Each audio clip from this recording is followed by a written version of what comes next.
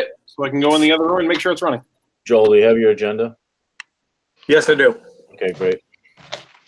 Thanks, Jace.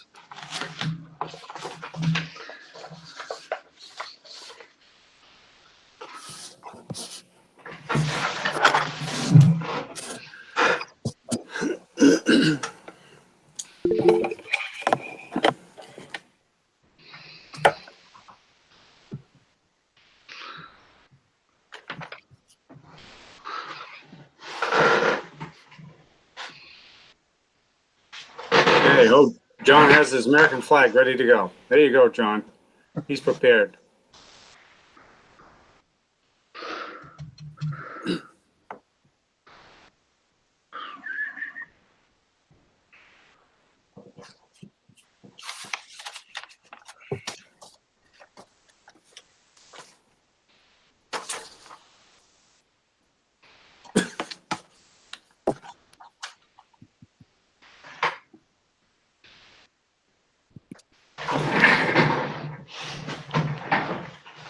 Yes, John, I like the effect of it waving in the breeze.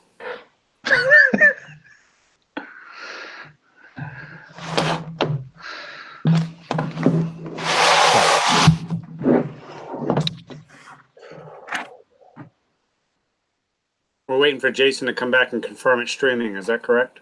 I think he said that it's all set. All set, Jason? You're good to go, my friend. All right. Thank you very much. Okay. I guess I'll call this meeting to order. First up on our agenda is Pledge of Allegiance. John Ferry could lead us in that. He has his flag right there. I pledge allegiance to the flag of the United States of America and to the republic for which it stands, one nation, under God, indivisible, with liberty and justice for all.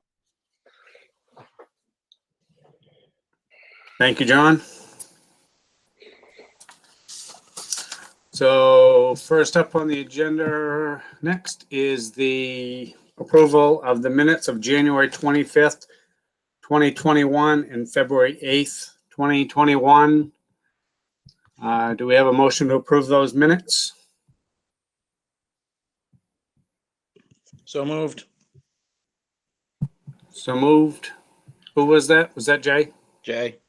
Okay. I don't always have everybody in my picture, so.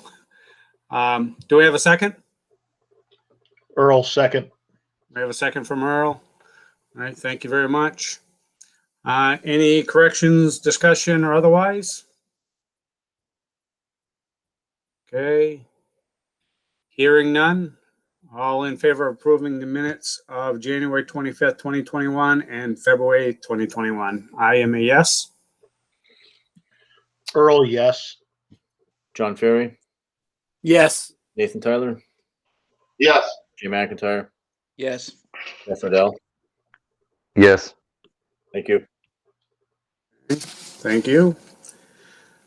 Next, we have approving the roll of accounts dated January 21st, 2021 in the amount of $24,124.83 and dated January 28th, 2021 in the amount of $427,024.14 and dated February 11th, 2021 in the amount of $210,461.54. Do we have a motion to approve the rolls? Move to approve the rolls as listed. Do we have a second? I'll second. Second from Jeff. Just as a discussion point, those are higher than the usual amount. Is it correct to assume that there were some COVID money payments and so forth associated with that? Is that correct, Peter? Or Amanda? Yeah, I can speak on that, Peter. The one for 427,000, that one you'll see almost every month on the roll that we pay out our Anthem Blue Cross Blue Shield health insurance. Okay. All right. I remember seeing those when I Yeah, so that payment added with all the other regular payments adds up to that. right. Okay. Notice that was signing things, but I figured we ought to enlighten people. Okay, very good. Do we have any other discussion on this? Okay, hearing none. All in favor of approving the roll of accounts as presented, I would be a yes. Johnson, Earl, yes. Earl, Nathan Tyler, Yes. Jay McIntyre, Yes. Jeff Riddell. Yes. Thank you. Okay. Next up is report of committees. Did we have any committee reports, Peter? We do not this evening. Do not. Okay, very good. We have public comment next on the agenda, but we've been typically moving that to the end of the agenda so that people can put their comments there. There's a phone number listed on the website and such that can be called if anybody has any public comments they'd like to add. So if there's no dissent on it, we'll move the public comments to the end of the agenda. Okay. Looks like everybody's on board. Great, thank you. Administrators reports. Who do we want to start with? I see Chad on my screen. Why don't we start with Mr. Bell? Okay, I've got just two quick ones. I just want to announce our students of the month. Both seniors, both great kids in many ways.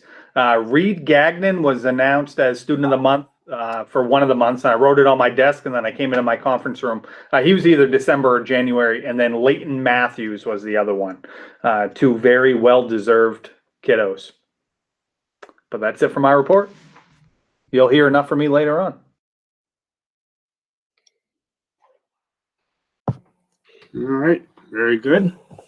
While we're talking about the high school, did Mr. Hensby have anything to add? I am good, Joe. Good for All tonight. right, Take care. very good. Thank you. How about, I see Mrs. Gower. How about Mrs. Gower? Hello, I have one quick thing because just like Chad, you'll hear enough from me later. We have 3 students who submitted videos. The Department of Education is doing the Read to Me ME challenge this month, and we had 3 students who participated by reading books, recording them, and so far the DOE has posted 2 of our students to their Facebook and Twitter pages, so we're pretty proud of them. If you get a chance, go see them, read their books. They did a great job, but that's all I have. Great. Very good, thank you. Let's see, how about Mr. Briggs? Good evening, everyone. I'd like to read a few names for our student spotlights and faculty spotlights. Acknowledgement for character academics. And Amanda, I will email you this list. There's 17 names, so I'll be quick. Recognized for the last couple months: Julia Orton, Renton O'Toole, Amara Rio, Ethan Rancor, Madison Pendexter, Braden Parker, Nick McCann, Bethany Blakely, Addison Salampa, Braden Roderick, Ethan McCaslin, Kiana Carrier, and Madison Acorn for our students. And our 4 staff members that were recognized by either administration or their colleagues were Cheryl Winkin, Linda Lambert, Jocelyn Pooler, and Irene Deneen. So congratulations to our staff and students. Thank you, Joel. All right, thank you. I did ask Erica, but I kind of went by Kyle. Kyle Price, did you have anything to add for the elementary? I will concede my time to Erica's report later on. Okay, thank you very much. All right, let's see who else we have on here. Looking through the list. We have Jennifer Gagney. Did Jennifer have anything to add from our special ed department? I was just going to mention that we just are continuing to work on our collaboration with teachers and the specialists in the district. And we did have an additional training for the ed techs to continue the discussion on behavior techniques. Okay, thank you very much. Mr. Burgoyne, what have you got from athletics? I have nothing to add right now. Okay, very good.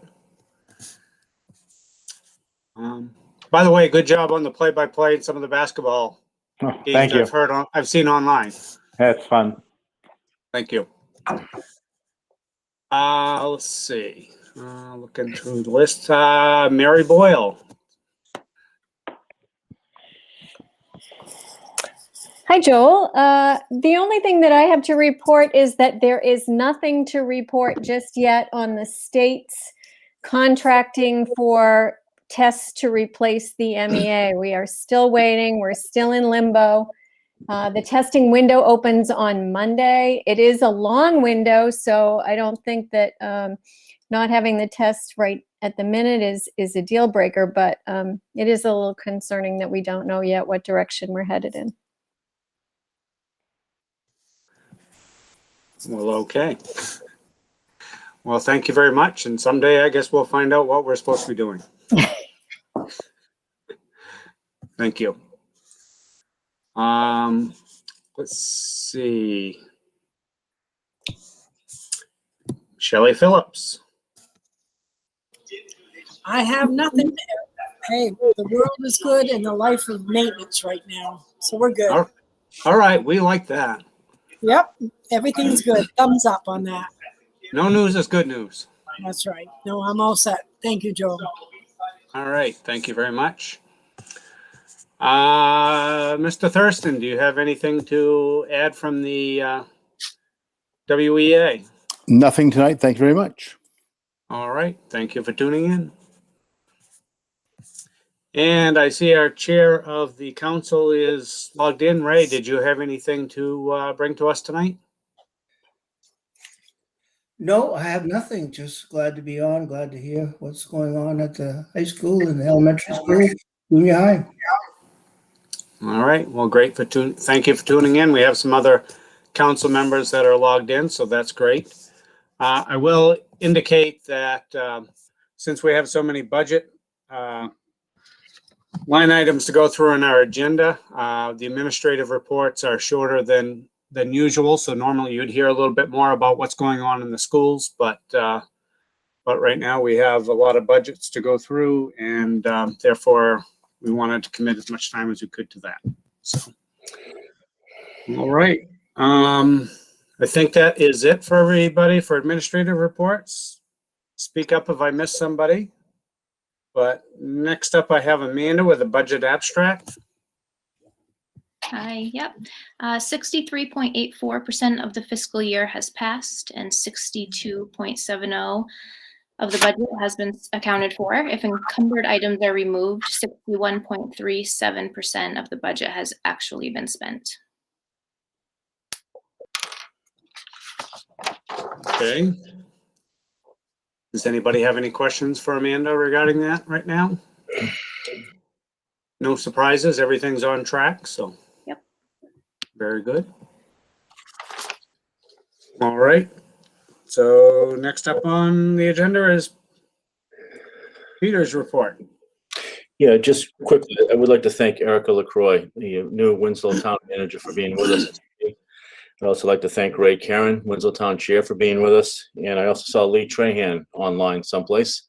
And I'd like to thank Lee for being with us as well. Traditionally, we have always invited, at least since we've been doing these budgets, town council to our meetings to hear the budget presentations, to hear the thinking that has gone into these budgets and these proposed budgets, I should say. Again, tonight, what you'll hear are just the highlights, because there's a lot of information in these budgets, a lot of lines, a lot of information. So you'll hear the highlights of those items that the administrators would like to point out to you. As always, if there is something that you have a question about, please ask. You can also email us after if you have a more in-depth question, so that we can get those answers for you before we come to the town council and do our initial presentation to all of you there. Thank you. Okay, I did see that another town council, Rocky Gravel, is on the logged in as well. So thank you for joining us. You're welcome, Joel. All right. Welcome aboard. Old business. We don't have any old business for tonight, it appears, on the agenda. So there not being any, we're on to new business, so, which is all about budgets.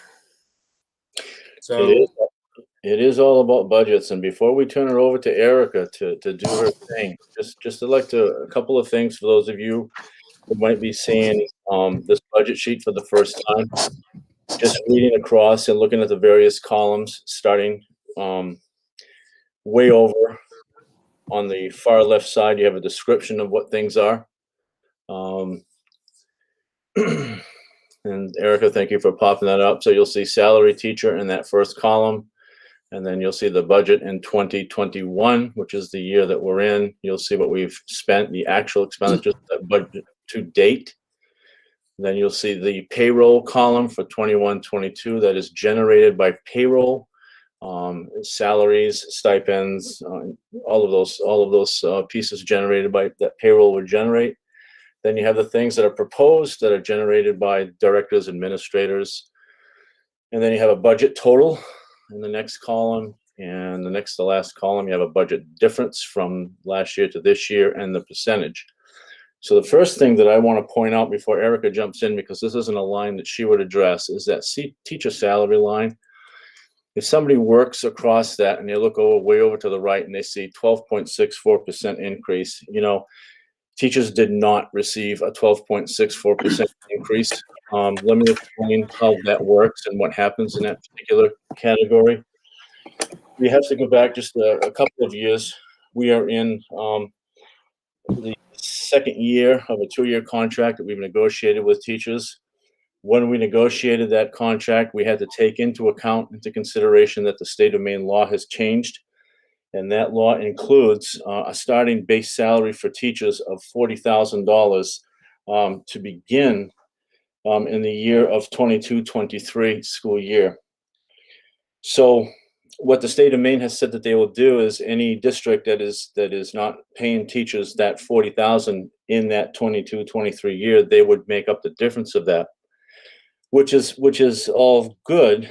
But what that also does is that it moves the scale for everyone. In other words, if your starting salary has been ramped up, then your other steps ramp up as well. So what we needed to do during negotiations was to look at that piece and see where would we be out in the next 2 or 3 years, and what would those amounts be.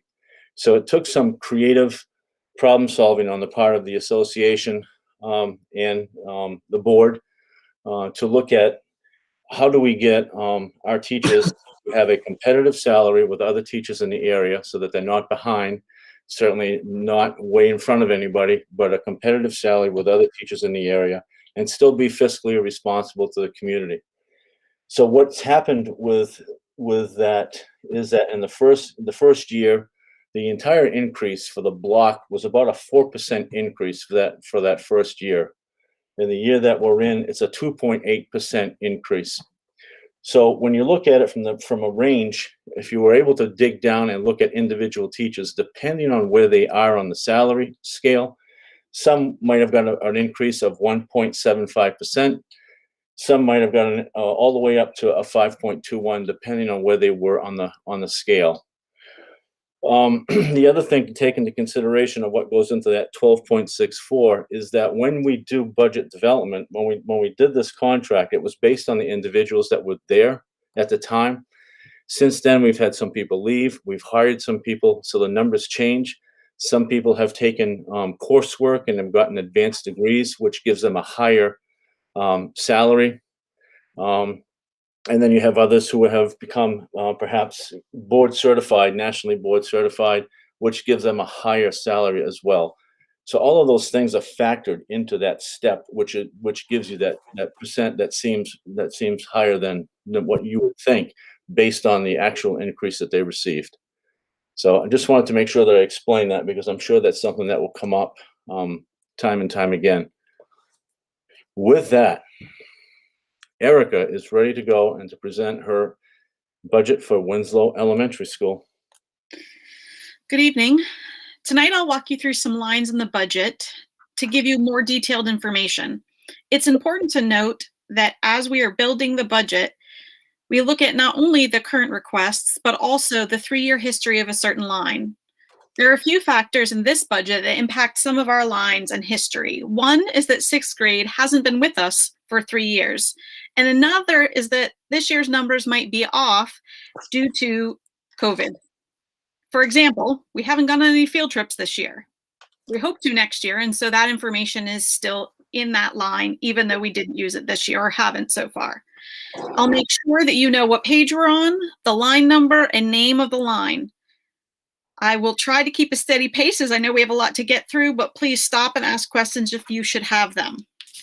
With that, I'm going to move right to page 2 unless somebody has a question on page 1. All right, so page 2, we're going to be looking at line 38, which is scholar supplies. You'll notice that this line has increased. It has increased over time, and this is partially due to a couple factors. One, sixth grade joining us, and the other is the addition of 2 new teachers in the past year. I'm going to move to line 40. Oh, Erica, yeah.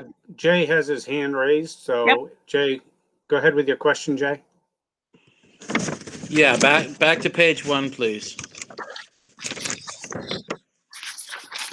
I just wanted to clarify with Peter, when you were talking about there were teachers whose increases range from 1.7 to, I forget what you said the high was. Those are changes on the scale, not inclusive of steps, correct? Correct. So do we have any more teachers in this line than we had last year?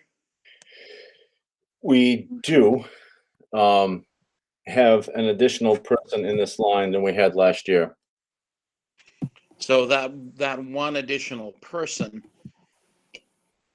is why the 12% is larger than the actual average increase for individual teachers. That is one of the factors. The other factor that we have, Jay, is when we have somebody who's retirement and they're typically at the top of the scale, in order to be fiscally responsible to the community, we don't leave that high salary in there.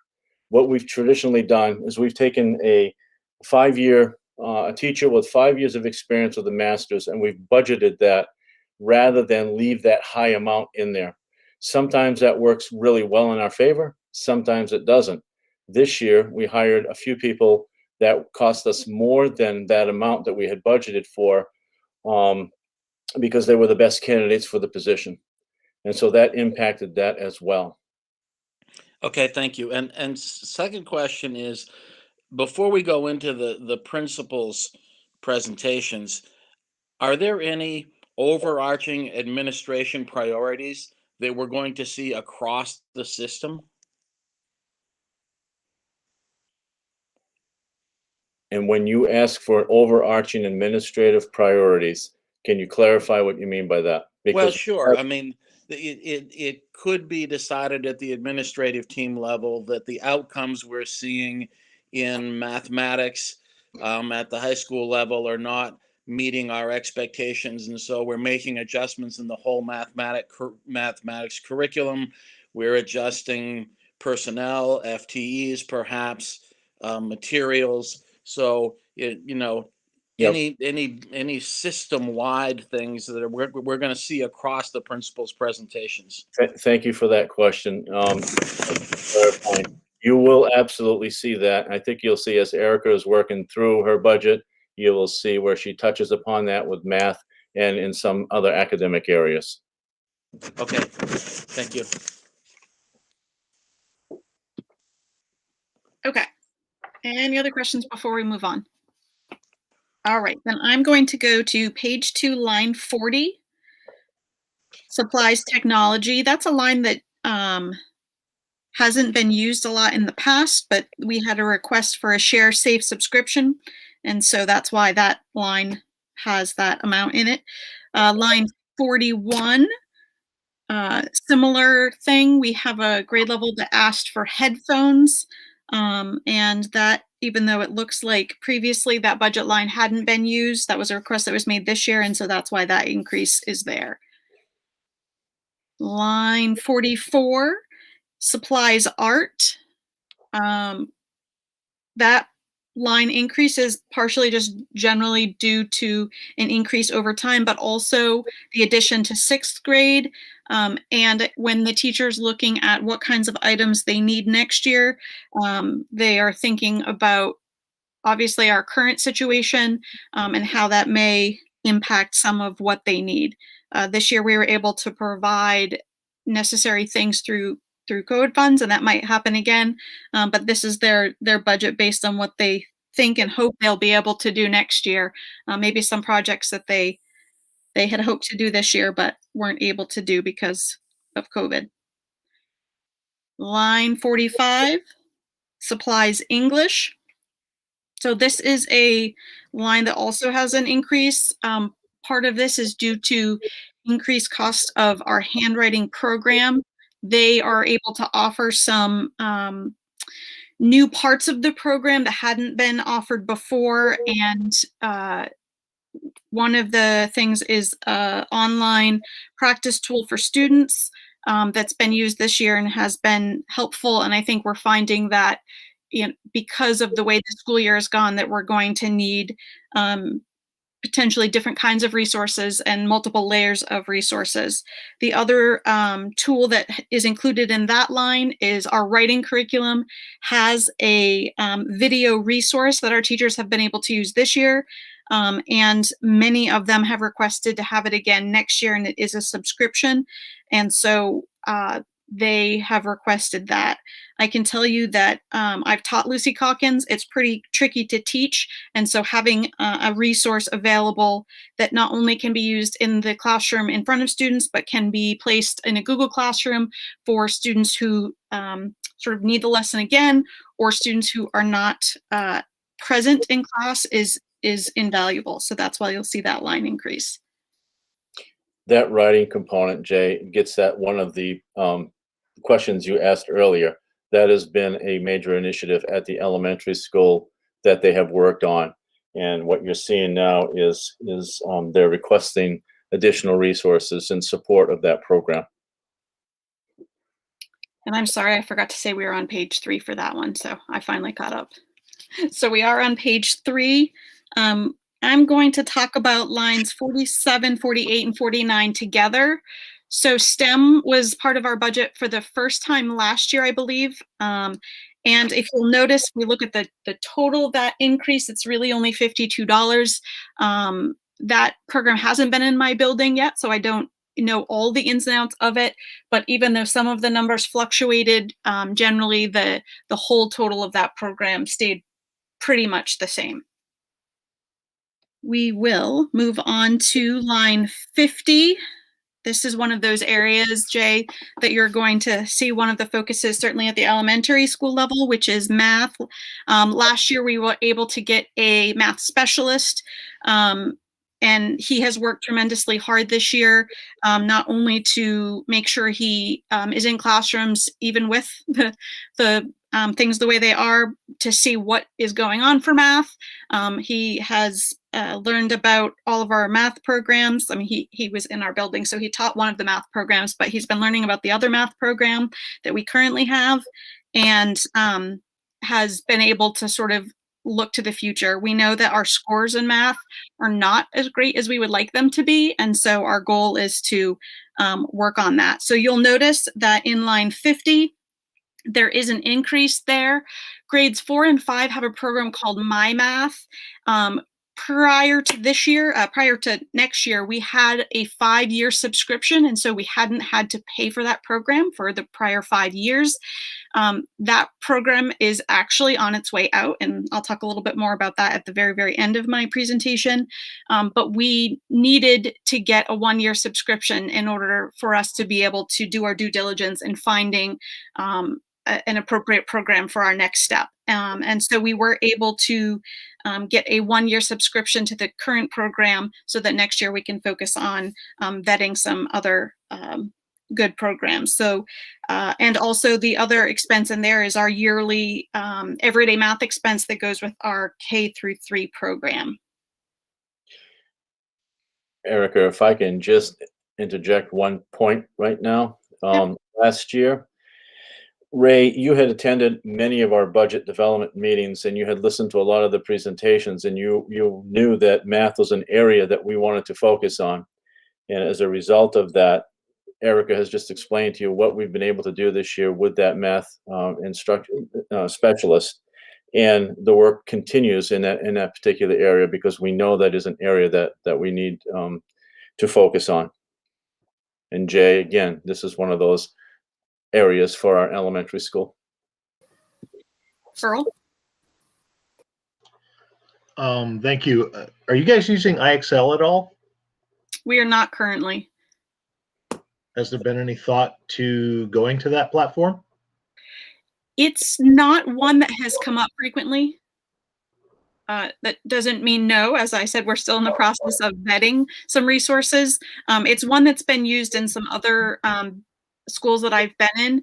It's not one of the ones we're talking about in terms of regular curriculum at this point. Okay, thank you. Yep. So the next line is line 51, still on page 3, which is technology, software, math. You'll notice that I'm requesting $7,000 in that line, and that is for a universal screener assessment. One of the things, I mean, we heard Mary say, we don't even know yet from the state the official name of the test that we are going to be given. What we do know is that state anticipates using this assessment for 2 years, and then they're going to do away with it. I think given the fact that we know that currently our scores are not great, one of the things we need is we need consistency. We need something that's going to give us information about where our students are at over time. It's going to help us direct our instruction, and one of the ways that we can do that is by having a universal screener for math, which will also be a common assessment that we can use several times a year to monitor progress. Okay, still on page, oh, Jay. Putting on my hat as the member of the Gifted and Talented Committee, is this a screening tool? You didn't mention which one it is. Is this something that can be used for out-of-level testing so that we can find the whole range of student instructional needs? Yes. So our math specialist, this is one of the things he worked on this year, was he had researched and actually had lots of conversations and attended webinars for 3 specific math assessments. One of them is one that we think the state may be looking at as their assessment. But that wasn't our sort of top one. But yes, it is one that moves. And so it will show us where kids are actually at. Thank you. And we hope it will be one of our data points when we are considering students for our GT program. Okay, so still on, oh, did I hear something? Okay, still on page 3, line 52. That is our staff development for general ed music. That would be for the MME All-State Conference, the Little Kids Rock Conference, which, by the way, sounds really fun. It makes me kind of want to teach music, and also a small amount of money for some other music workshops that may come up. So that's why that line is a little bit more. Again, this year we haven't gotten to do very many of these kinds of staff development things just because of the nature of COVID, but we would like to keep that in there for next year. Still on page 3, line 55, the dues and fees general music. This is a request for a program called Soundtrap, which is a subscription. It's an online program for songwriting and sound engineering to support the Little Kids Rock program. I believe it's for grades 4 and 5. It might also include grade 6. The nice part about having an online program is that if a student needs to work on it in class and also complete part of it outside of class, they have the availability to do that. So this is a request that our fabulous music teacher has made, and hopefully now that we have devices for all of our students, it's something that we'll be able to use as we move forward. Okay, I'm going to move to page 4. We will jump to line 60. Line 60 is contracted services vocal. That is for Mr. Dosty's portion for the 6th grade accompanist. Line 62, page 4, dues and fees vocal is for KV audition fees, KV acceptance fees, and District Honor 4 festival fees. Then if we go down to lines 63, 64, 65, and 66, you will notice that some of those are requesting 0 when in the past they might have requested more. One of the things that we've been able to do this year because of COVID is get a variety of different PE equipment. And also the equipment that might have typically been used would not have had the wear and tear on it due to changes in the way that PE has had to happen this year. So it is a reduction. We anticipate that there'll still be enough money in there that the new PE teacher would need, but that's why that change is there. If we go down to line 67 on page 4, supplies science, that amount includes our yearly subscription to our new science program, Mystery Science, which our teachers started this year and they love, and our kids love it. It also includes the consumable supplies that will be needed to complete those. This year we bought the kits, but what we have found is that some of the materials in the kits are not consumable, and so they can be used year after year. And so in an attempt to save money, we are going to try to replace those consumable items instead of buy the kits every year. And it also includes, that line also includes some supplies for grade 6 general science supplies. I thought I saw a hand, but maybe not. No. Okay. Yes, fine. Yes, you have it, John. John, sorry. Yeah. I just had a brief comment to anyone presenting. Can you include what grade levels anytime you can when there's a program or curriculum? Thank you. Yep. Jay, that would be another area of focus for that elementary school. And Mystery Science is K5. Thank Joel, you. did you have your hand up, Joel? Nope, I'm all set. So page 4, line 68, textbook science. You'll notice these next 3 lines did not have a previous history. They are all 6th grade items. And I can talk about the Rise Center, the first line, which is 68. That's $1,350. That was something that I believe was paid out of a different funding source previously, but needs to be included in the budget this year. The next line down, the technology software science, line 69, is a news ELA subscription for the 6th grade. Line 70, dues and fees science, is a trip that I believe was an 8th grade trip previously, but has been switched due to because of it made sense through the curriculum to switch it to 6th grade, and that is the Challenger Center. That's actually a field trip I hope I get to go on. I would love to go to the Challenger Center. So that's why those increases are there. Jay. What is a news ELA subscription? It sounds like English language arts, but it's not listed under English language arts. So it is an online subscription, and I will tell you, because I haven't had 6th grade in my building, I don't know exactly how they use it in science, but that's where the request came in. So I can look into that more. Thank you. Yep. Earl had a question.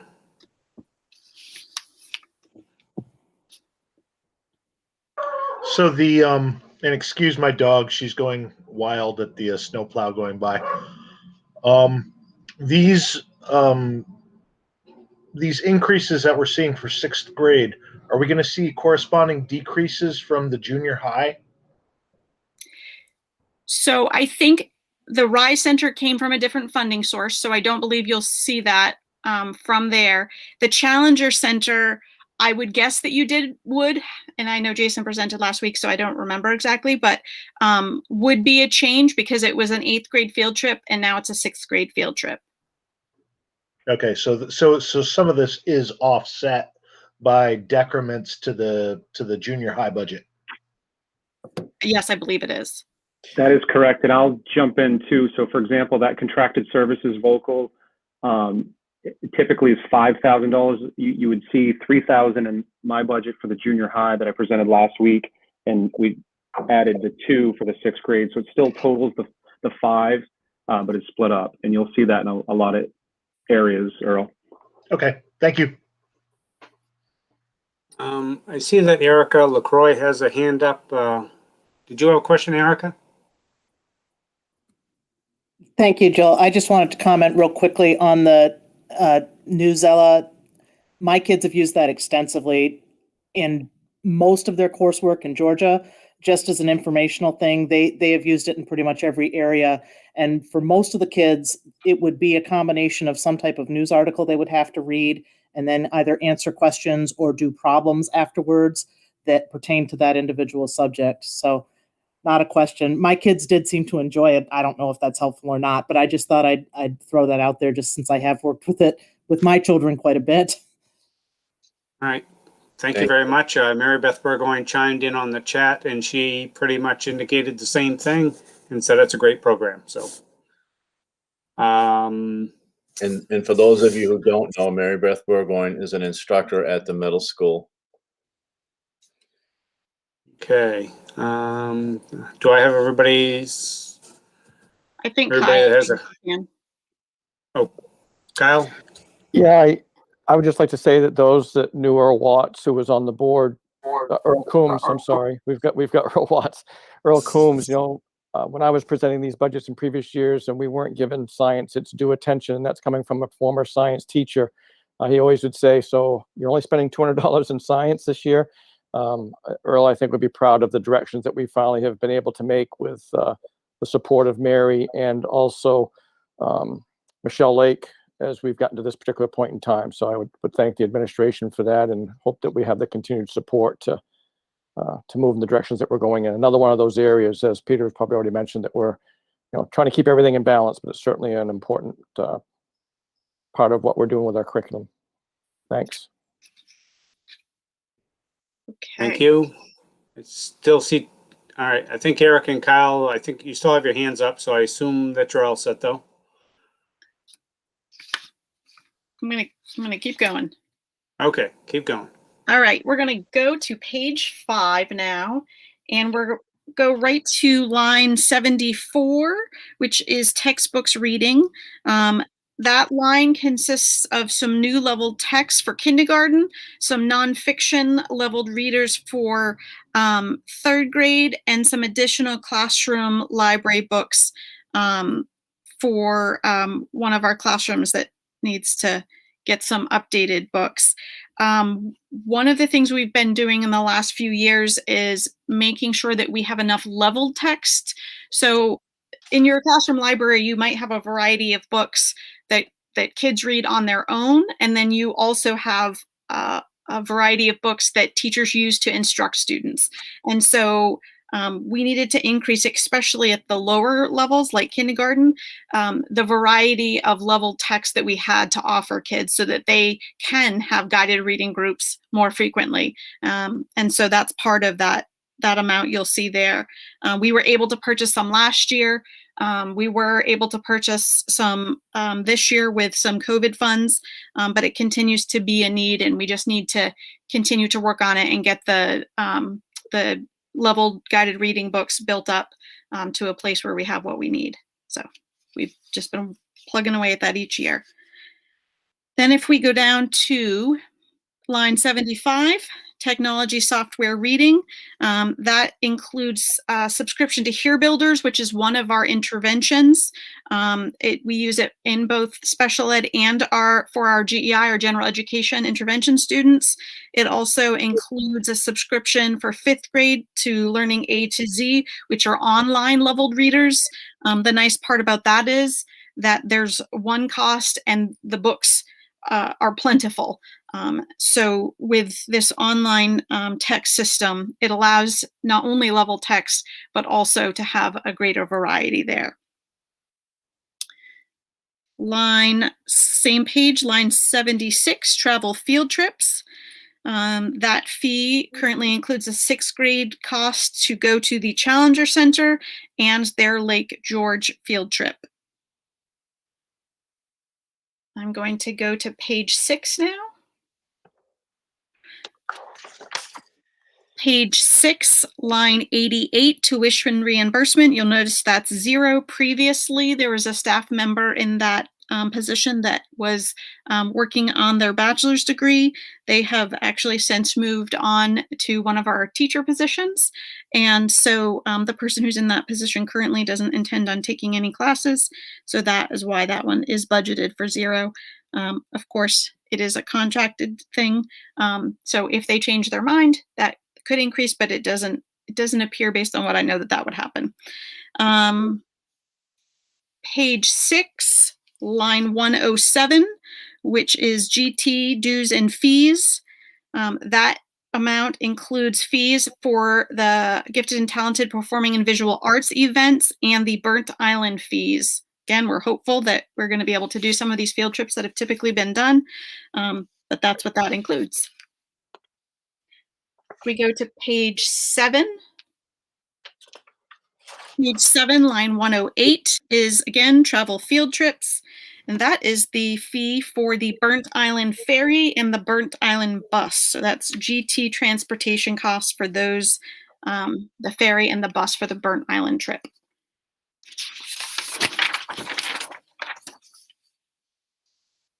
Going to go to page 8. Line 140, library books. You'll notice that that request is for $5,000, and that is for continued review of books that we have currently in stock and to purchase books that are needed based on content or requests that the librarian has. Going to go to page 9. Line 142, and that is equipment under Media Center, and that is for a new carpet for students to sit on. Hopefully we can get back to the point where we're sitting a little bit closer than we are now. So that request is for a carpet. It's the Kids Reading Letters carpet. So those are the things that I had intended to cover. If there are other things that you want me to talk about, particular lines that you are interested to know more about that I might be able to give you information about. Jay? Just as an overall idea for budget presenting, it would be really useful to me, and this may not apply until next year at this point, but prior to going into the budget presentation, it would be really great for me to see, here's our science performance at scores compared to the state, and this is why science is an area that we're investing in. Here's what we're seeing in math that leads us to prioritize math, because as we as a board have to make budget decisions, you may identify math and science as 2 areas to focus on, but if we look at them, if we look at what's the problem we're trying to solve, what's the gap we're trying to make up, when we're trying to make difficult budget decisions, it would be useful to see just a little overarching picture of that data to show, why are we focusing on math? Why are we focusing on science? And maybe even, here's what we're seeing in reading. We're on target, or the trajectory is the way we want to go. So we're status quo on reading, while you're going to see the investments in math and science. It's just helpful for me to see the big picture in order to understand why different line items are being adjusted. And the big picture for me is about student performance. So just an overall thought, and that it may be too late to do that this year. It may not be even something that you guys want to do, but for me, it's something that would be useful. I see that Mary has her hand up. I don't know if she wanted to chime in on this topic. I have a few thoughts, but Mary might be covering those.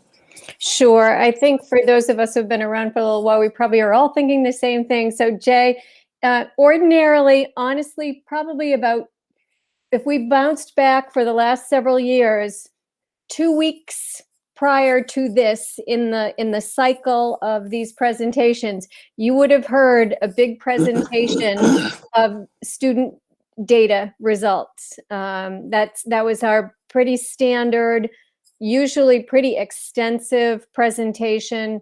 A lot of it related to our MEA scores and what we were seeing about our student performance on those state measures versus what we're seeing locally.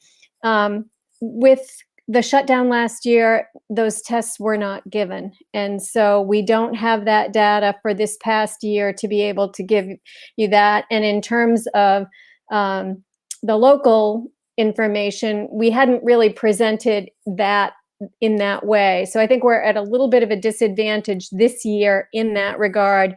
When I made the comment earlier this evening about the fact that the state hasn't made up its mind yet or has not completed the negotiations for the contract for the state, we don't know whether we're going to be administering tests this spring or not. So that has put us in a little bit of a bind, but typically that is exactly what you would have seen probably 2 weeks ago before the budget presentation started. You would have seen a data presentation. So I think to the extent that we still are trying to make the decisions based on what we're seeing and what we have seen in the last year, we just haven't presented that as you've requested. So a couple of things. Mary, you took the words right out of my mouth, as usual on this one. Jay, you are 100% correct, and that is exactly what we do. You'll notice I referred back to Ray Karen earlier in this presentation because Ray, last year, town council member, attended almost every one of our budget presentations, including that evening where we had that overarching view of everything. And that's where he picked up on the math component, such as you're saying right now, is what is the educational components that you're going to be focused on. And so some of the pieces that you're hearing tonight is a continuation of those goals. Because we've started that process, we need to continue with that process. And as Mary just pointed out, we don't have data from the state that we can use to compare how our kids are doing from last year. Thank you. That's helpful. Yep, they pretty much said what I would have said. So, start with John had his hand up. Yeah, I was just going to reassure Jay that the superintendent, the administrators, and even many teachers have come to our regular meetings and just filled us with information on different topics that lead into the budget and then clarify things like this. So we get a regular dose of this at regular meetings. And I'd say over the last 10 years, hundreds of bits of information and from different levels as well. Thank you, John. Very good. Ray Karen, he has his hand up. He's attended these before, so you have some input for us, Ray? Not much, but just a little bit for Jay. Jay, I did ask that exact question about 3 weeks ago to Peter. He sent me a pretty in-depth email about what was happening and what's going on, even not so much in the budget, but a little of the softer things that are happening with math and with science and also with reading. So Peter, maybe you can send that email, or I can send it to Jay too, about how you followed up with me on some of those issues that exactly we're talking about, that aren't necessarily budgetary issues, but are issues that you're addressing those fundamental questions. Ray, that would be great if you would forward that along. Thank you. Yeah, that sounds great. Thank you, Ray. Thank you, Ray. Erica LaCroix, you still have your hand up. Do you have a question now, or is that from prior? Okay. I apologize. No, I don't. Okay, thank you. Want to make sure we have everybody. Okay, so Erica finished presenting. Is that correct, Erica? No, I have one closing statement. Okay. It's like if I was an attorney, it's my closing argument. So this concludes my budget presentation for this evening. A few things I wanted to make sure to bring up as we think about the future are both our math, as I alluded to earlier, and our K2 ELA programs are set to expire or are on their way out. If COVID hadn't happened and the challenges that it had caused, we would have been more in-depthly reviewing and information, vetting resources. We've started that process. But if COVID hadn't happened, we would likely be presenting you with information tonight about new curriculum options. We are going to be working next year on gathering information about those options further, but much more work needs to be done. I wanted to make sure that you were aware of this so that it won't be a big surprise next year. Our math specialist has actually already vetted a few math curriculums, as I mentioned before, also some math assessments.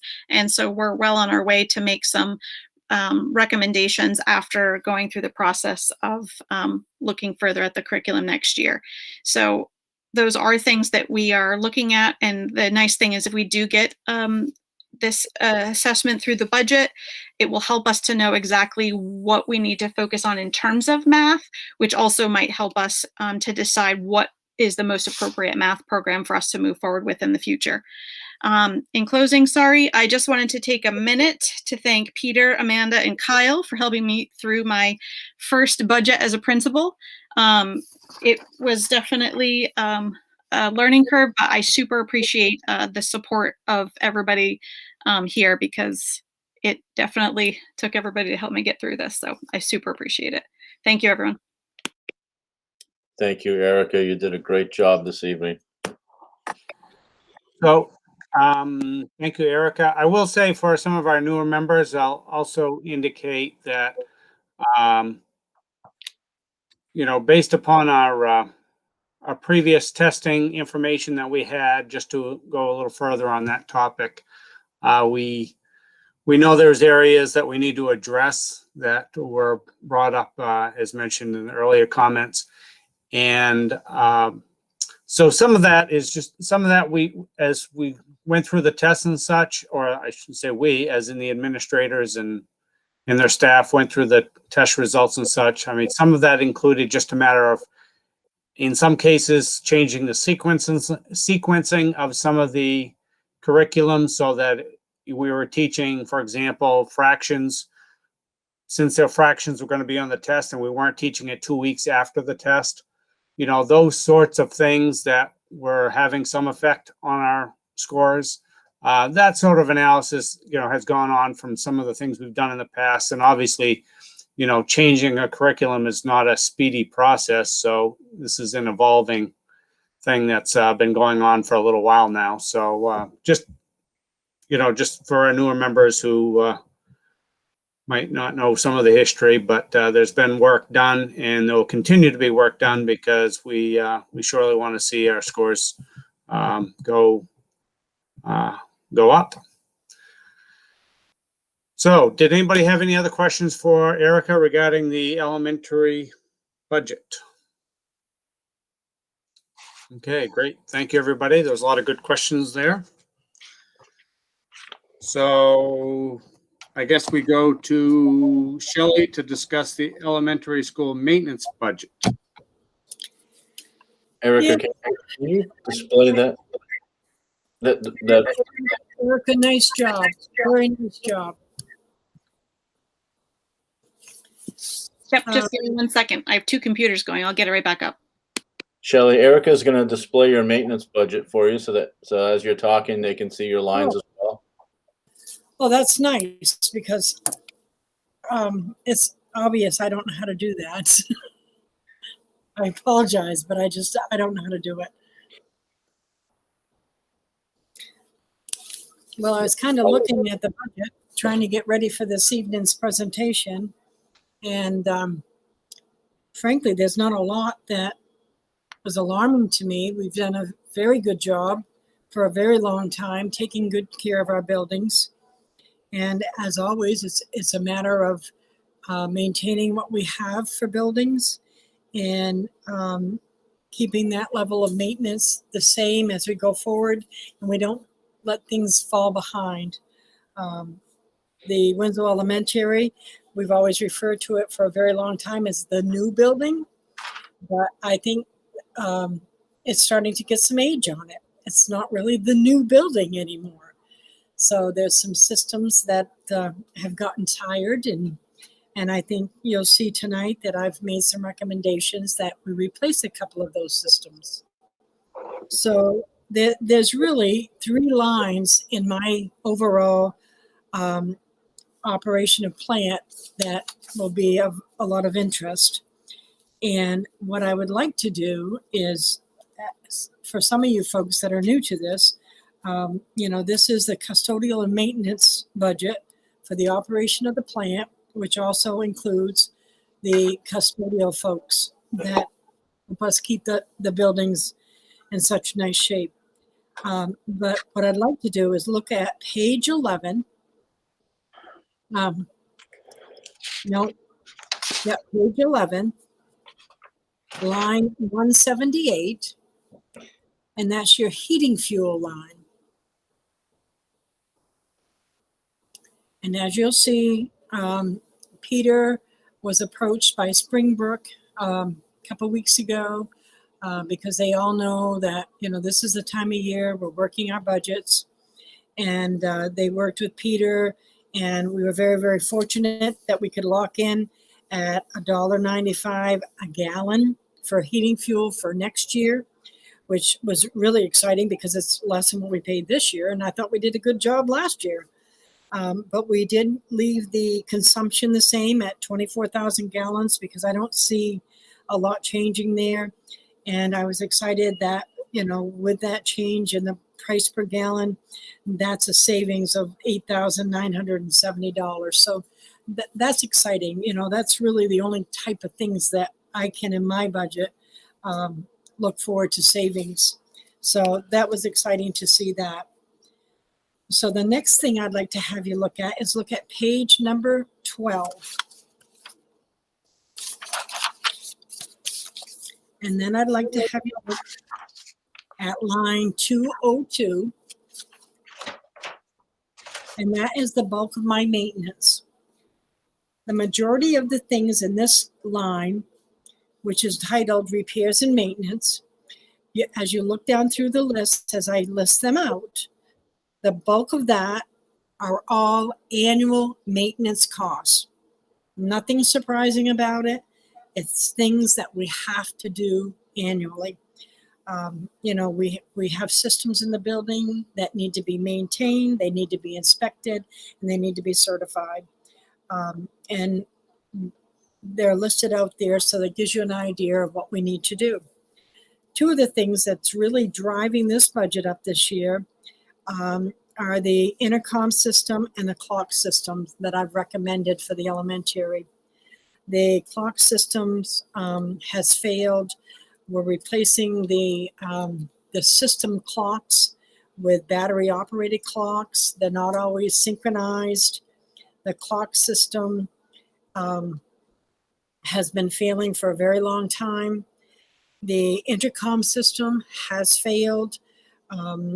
Kyle and Erica and the girls in the office are doing a wonderful job of just limping along with this. But as far as safety and security goes in the building, it's crucial that we look at replacing that system. I am working with vendors right now. They're coming in, giving us some recommendations of what we need to do and what we should have and what that costs are going to look like. And so far, these are the estimated costs that I've seen so far. So those are 2 pieces that are really crucial that, we consider this year. The other line that I would like to have you look at is on page number 13.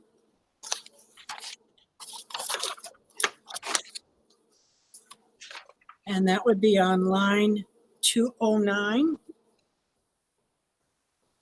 And this is the 1/3 cost portion of the irrigation wheel replacement.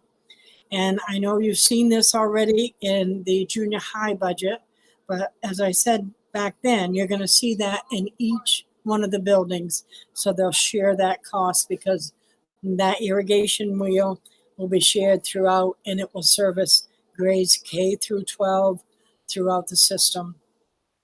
But that's really, compared to the overall budgets for the high school and the elementary, my budget is really small compared to theirs, but it's just as important, and some of the items are just as crucial. But if you have any questions, I'll be more than glad to help. John, go ahead. Mine's more of a statement than a question. This kind of investment in irrigation wheels and some items like this, while they are expensive at the outset, the labor cost that we save in the long run offsets these. So I just wanted to say that for new people, both on the school board and on the council.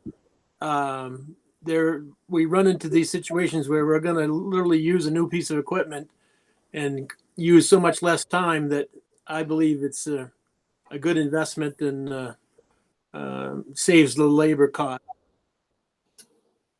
Yeah, you're absolutely right, John. I remember when those water wheels were first purchased back when Jack Nivison was doing the watering and the field maintenance. And that was back in like 2000, 2001. And, so we've got our money's worth out of them. And, we've run them, I think, about as much as we're going to run them. There's not much life left in them. Anything else I can help with? Thank you, Shelley. Oh, you're welcome, Peter. Anytime you have questions, feel free to ask. I think we're going to hear from you again a little bit later on the high school budget as well. I think you are. I'll be right here. Great. Okay, did anybody else have any questions for Shelley on this portion of the budget before we move on? Okay, very good. Thank you, Shelley. All right. Next up is the high school budget, so I assume that is Mr. Bell. Policy section. And so the first bunch are reaffirmations, and that means they're basically things that the policy committee looked at, didn't think needed changing. Shelley, you want to go ahead and mute? I think we're picking up your other meeting. I'm sorry. No problem, Shelley. I'm just trying to multitask here. I was like, sounds like another budget meeting all of a sudden. Shelley is virtually everywhere. All righty. Well, thank everybody for joining us tonight. I'm glad to see Erica did kind of what I thought of today. So I'm glad great minds think alike. And that was presenting our budget highlighted using the same color highlighters. So as I go down through, I've also got two computers going. I have one in front of me and then I have the big one up on the TV screen. So if it looks like I'm not staring at you, I actually am staring at you just on the wrong computer. I also may not see if a hand goes up, so please feel free to interrupt me at any time. Just shout out and I'll try to keep you on what page number and what number in the budget I'm looking at. Jay, to answer a couple of your questions before we get started, and I'll try to highlight them as I talk about them. But when I look at what are the goals that kind of went into putting this budget together, I think it all goes down to the impact of COVID and really of us trying to brace for that impact, even though right now we can't see it necessarily, the end result through all the clouds. We're trying to anticipate what some of those needs are. And now that we're at least, well, we're past half the way of the year now, we can start to see what some of those needs, those student needs are going to be. So when I look at that, I look at what are the supports for students that are going to be needed, and that could be with credit recovery, with academic support moving forward. When I look at the new state assessment, which I believe Mary's already mentioned a little bit, even though we don't know what that newest state assessment is going to be, there's some anticipation that it is going to be different. right? Like we know it's not going to be the PSAT, SAT, College Board suite of assessments. So we need to be ready to move in that regard. I'm going to talk about that a little bit when we get there because it's still in the budgeted under PSAT, but we just left it in there knowing that it's going to change and it may not be PSAT, but the money's there for us to work with depending on what they decide.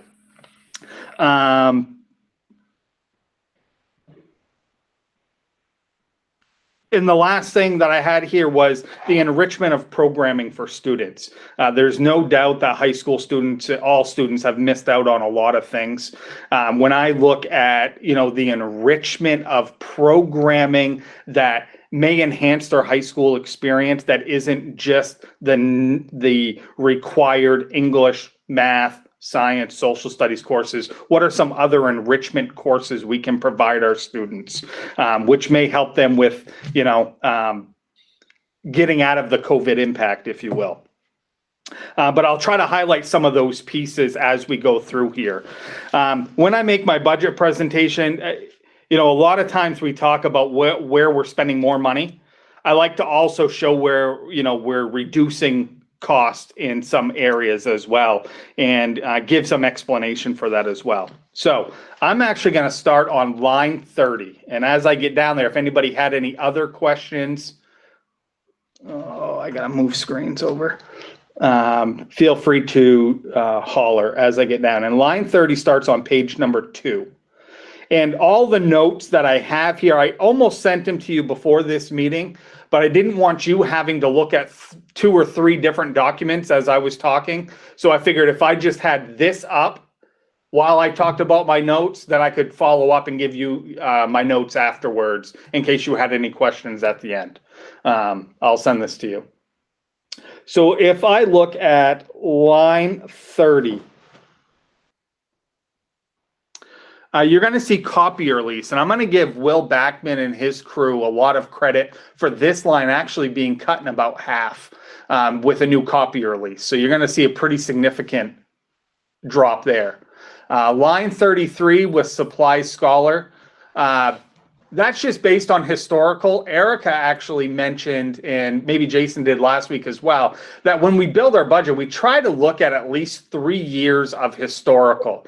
What does that line, what have we typically budgeted for? What have we typically spent? And this is a line where we typically spend around $6,000, $6,300, $6,500, right in that ballpark. So we drop that down a little bit to save the taxpayers some money there. If I look at line 40, supplies CAD, it's going to look like a pretty big, steep increase of 250%. And that's strictly because we had a 3D printer fail and we need to replace that 3D printer. And so that's the justification there for that one. Line 42. And again, if I'm going too quick, you need me to back up, holler. English books, the textbook, Dad, yes. It's Earl. Where the 3D printer, have you reached out to the Perloff Foundation? I have not. I'll put it in the chat box, but the Perloff Foundation provides 3D printers. It's a pretty good deal. Okay. Would you mind sending me that in an email, Earl? Think I don't want it to get lost in the chat box after this meeting. Yeah, look for it later. Perfect. Thank you. Yep. Textbook English with the English department has spent a lot of time looking at the resources that they have and updating them.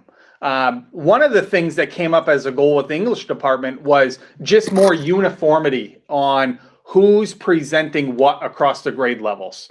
There's a book closet filled with individual novels. And kind of moving in the direction of looking at anthologies that make sure that there's consistency among teacher to teacher on not only the content that's being taught, but the way it's being delivered as well. So trying to find a uniform way. Starting with some COVID money, we were able to get a few textbooks with 9th and 10th grade lit books. And this is going to be able to allow us to round out and make sure we have complete sets. Just for date-wise, the last time anthologies were bought in Winslow was like 1980 something. So it's really updating the anthologies that are there.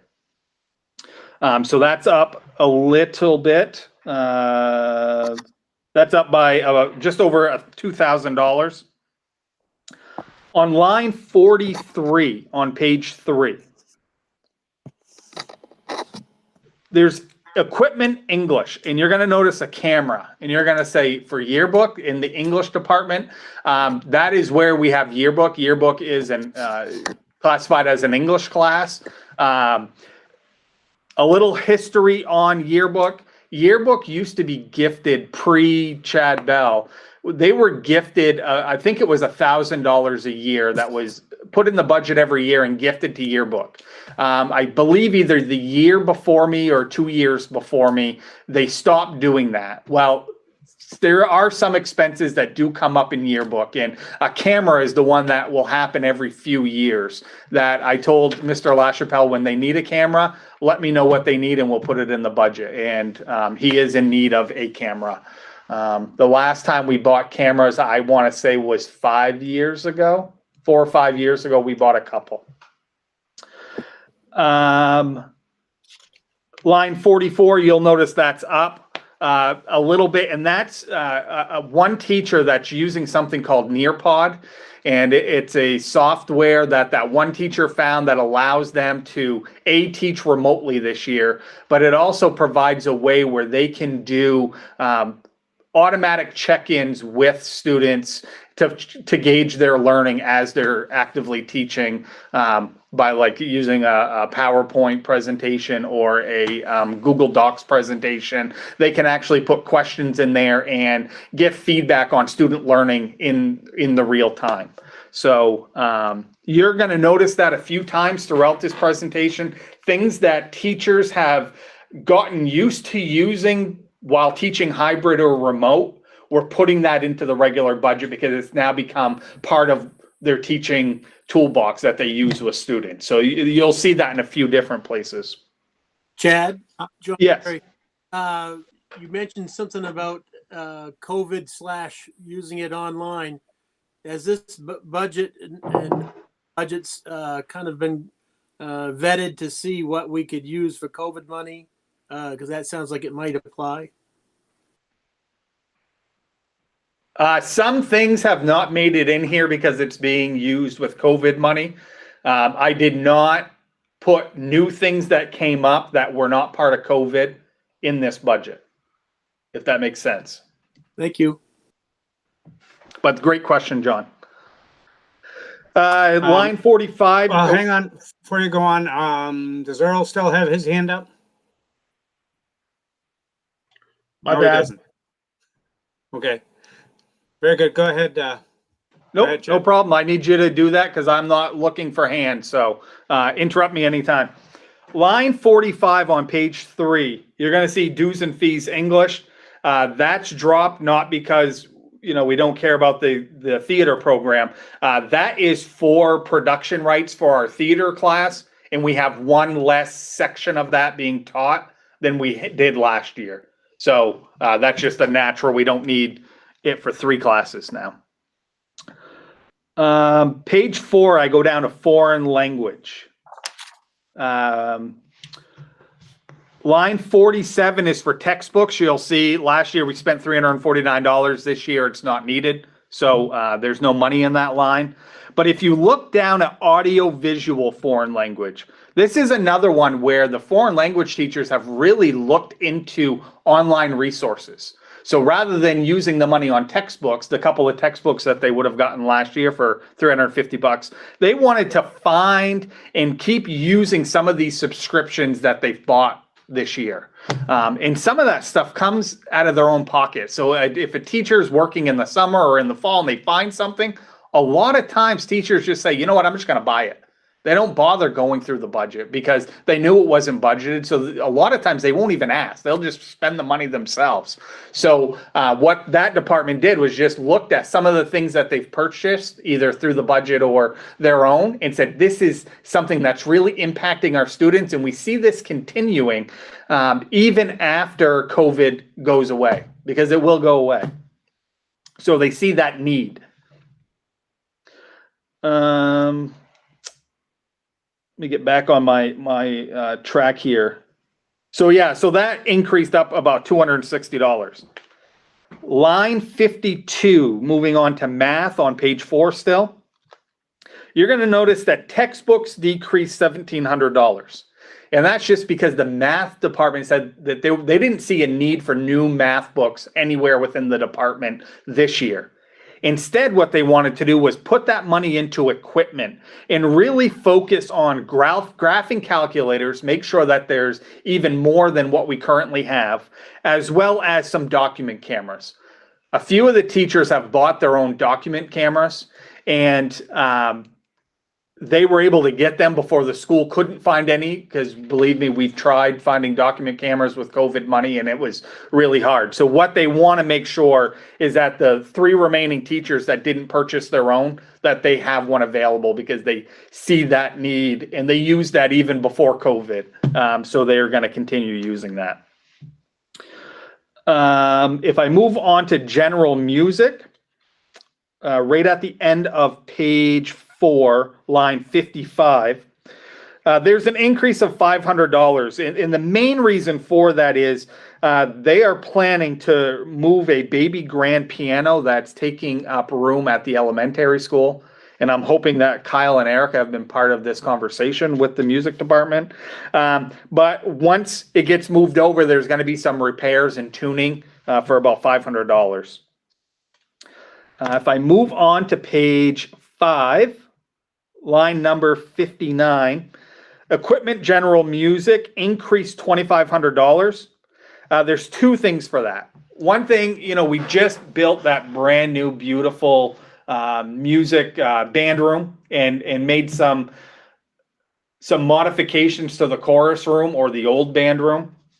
One thing we lost with all of that shuffling around was just storage for stuff that was in a storage room for years that might not have been used but needed to be there in case it was needed. Like there's this big band shell is the one thing I can really think of off the top of my head. We made nice storage in the band area, but it's more instrument storage. It's not for things like that band shell or the platform, the drum platform that Ben had built a couple of years ago for the gymnasium for when they do pep rally games, pep band games. Things like that need a storage place. So one thing that Ben put in for, and I absolutely see the need, is some sort of cold storage outside of the band room to put things like that obviously you don't want to put band equipment in cold storage, but there's plenty of other things that could go in there that would take up space, and the last thing I want to do is start filling that beautiful band room with junk stuff that's not really needed, and unfortunately that's where it is now. So there's need there. The other thing we want to do, or not want to do, but need to do, is to get some soundboard work in the auditorium. We've done a great job updating the light and the light board. The soundboard, we're told, is fine, but it just needs somebody to come in and fine tune some things with the speakers and make sure everything's in tip-top shape. There's a few repairs that need to be done to the sound system, but nothing too major. And they're actually working with Mark Nabrowski right now on getting some quotes to really fine tune that number. But we're told it shouldn't be more than what we have in the budget. Line 66, down to dues and fees music. And you're going to see the same thing with vocal. again, we look at the 3-year history, sometimes more, to see what is it that we've spent, what have we budgeted for. KV band auditions, all-state band auditions, District 4 Jazz Fest fees, state Jazz Fest fees. Those are always a moving target because it's hard to really pinpoint a year ahead of time how many kids next year are either going to sign up to audition or make it to all-state. And so that number is always fluctuating up and down. So what I really tried to look for this year is really take a hard line of, okay, how much did we spend last year? Knowing, and last year was a little bit tough because obviously we didn't have those things at the end of the year. So really looking back at history. So you're going to see a little bit of a reduction in instrument. I ended up budgeting for $650. Jay, go ahead. Yeah, Chad, can you go back to 59, please? I'm gonna overall ignorance of the system here, and I promise you, once I've been on the board for a couple of years, my questions will get more. What's the plan for the junior high school such that we need cold storage? We got a lot of building over there that we could put a band shell in for now, and I know that school districts are always struggling for storage. If we're going to have access to that building for a year or two, then we could make a long-term plan on what we need for storage across the district rather than spending money on a small storage shed this year and maybe another small storage shed someplace else next year. John? Jay, I'm on the committee for what we're going to do with the junior high, and I can tell you one thing that won't be on our agenda, and Peter can touch on this probably in more detail, is it won't be for school use because our funds are not going to be there to maintain it. So I doubt if we'll end up with any cold storage space in the junior high. And go ahead, Peter, and touch on that as well if you want. Well, I've only been to one committee meeting, John, to date. You've been to many more meetings, but there is a committee that is looking at the use of that old junior high, and there is somebody who is an interested buyer. I believe it's KVH to look at converting that into some type of housing. One of the components that they're looking at, obviously they're going to invest a lot of money into the building, but they still need a third party to invest as well in order to make it all work. And so the question becomes, who is that third party going to be? What types of services will they offer? There is some talk about Parks and Rec needing some space there. And so that's all up in the air still. And so it's very difficult to plan for any kind of space there because we really don't know what's going to happen with that facility at this point in time. Erica has Thank you. something to add. Yeah, just to add on to what Peter was saying, it's KV Cap. When we had our presentation from him, I think our first meeting was the 10th.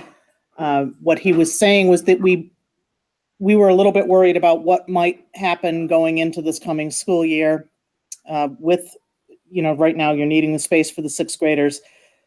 So there was, he indicated that they were willing to commit to leaving the building usable for the school, but he was only talking about through like the end of 2021. So there's kind of no guarantee after that. So anything we did with that building, we probably wouldn't be safe going much beyond the first of the year as far as being able to count on that being available.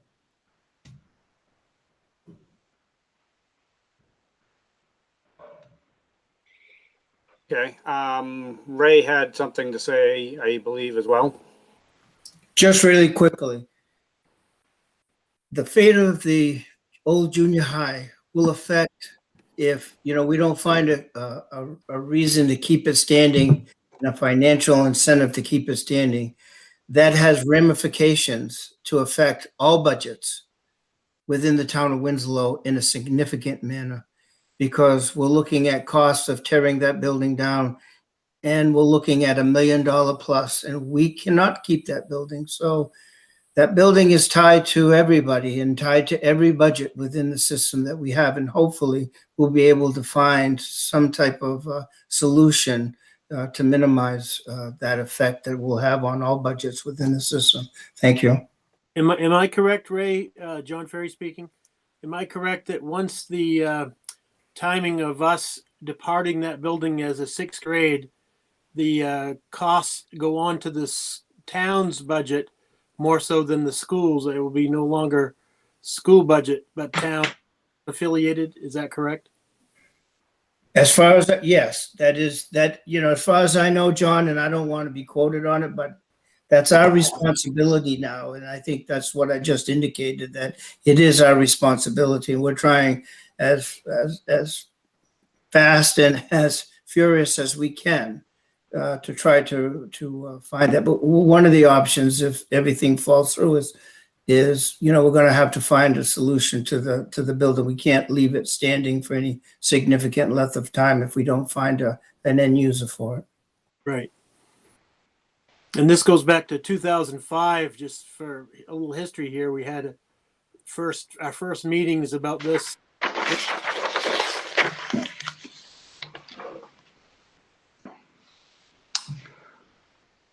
Jay, did you get what you needed on that one? Yeah, that was helpful. I think I got the message. Maybe 3 or 4 people could tell me we can't use the junior high, and I'll really get it. Thank you. I just wanted to make sure, because you asked the question and I didn't say anything, so it was like I don't want to move on and just assume you got it from everybody else. So, and I just want to make sure I did not say that. All right, I'm on to line 73, and that is on page 6. Again, this is continuing with the same conversation about dues and fees for instrument. This one's for vocal. This one decreased a little bit more at $760. And again, that's based off the historicals. And again, it's always a moving target, and you're trying to guess while being responsible to the taxpayer. So the worst case scenario would be that for some reason we actually needed the $2,200, and then I have to find the $760 to make sure every kid gets to go to KV, which obviously I would do. So it's always that balance on that one. But again, that's based off historical, what has been spent and what has been.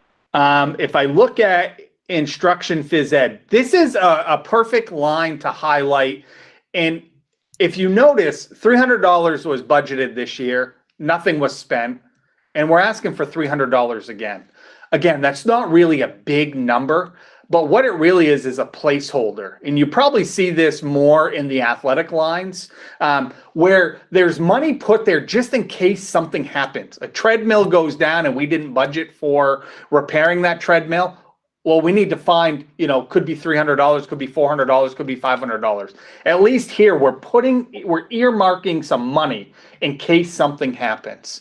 And, looking back historically, there's some years we use the $300, there's some years we don't. There's some years it may be $400, but it's just really trying to find a placeholder is all that is. If I go down to page 7, line 84. This is another line where you're going to see money coming up based on what impact teachers have had this year teaching in a COVID world or a hybrid world. The social studies department has done a great job of trying new things, and there's things that they really have embedded into their instruction. So you'll see this technology software. This was not a line before. And so Mr. Thurston, as the department chair, actually asked for some things, and you're going to see this NYT subscription and then just miscellaneous digital activities and resources that the department has found. There's some money earmarked here to support them in doing that. And again, like I mentioned before, there's a lot of times teachers pay for things out of pocket because they're working on lesson plans on the weekend, something comes up and they're like, you know what, I want to have this. And they don't bother going through the budget and trying to find, getting that paid for. They just take out their credit card or their debit card and they order it right there because it's in the now. Well, now there's some money there that can support them in doing that. Textbook line went up just a little bit, but that's more every year there's replacements. One thing, if you've been around a while, and I know we have a few new board members this year, when we budget for textbooks, we always budget for the amount that the company sells it for. However, when we go to buy them, we're going on Amazon and getting the best deal for the best quality books that we can find. We don't always buy brand new books from the company. We're finding things that are the same exact book that might be slightly used for half the cost. But when we're budgeting, we can't really predict that it's only going to be half the cost because it all depends what's available on Amazon at that point in time. So we're always finding a few replacements just to kind of limp along books. And so that's what that budget line is. If I go down to the next page, page number 8, if I look at wellness, this is one area where textbooks have not been bought in quite a long time. With COVID, one thing that Mrs. Littlefield found was that there's this online component with textbooks, with newer textbooks, that would allow her to teach in some sort of digital way. And this new textbook actually has that. We looked at the fact that she hasn't bought books in a long time, and now would be a good time with a lot of the new things that have come up with vaping or other things that would be part of a newer textbook. So that's why you'll see that $1,100 in change there for that. Line number 89. Erica also touched on this, I think, for the same exact line, but there's a lot of things in here that I'm going to highlight that money wasn't spent this year. And money wasn't spent on a line like transportation because there is no travel field trips. So we're putting in the $3,000 back there. And that may seem like a big number because, well, it is. But how we've used that in the past is we do our Futures Day. And for anybody new, either from the council or the board, Futures Day happens every year at Winslow High School in November.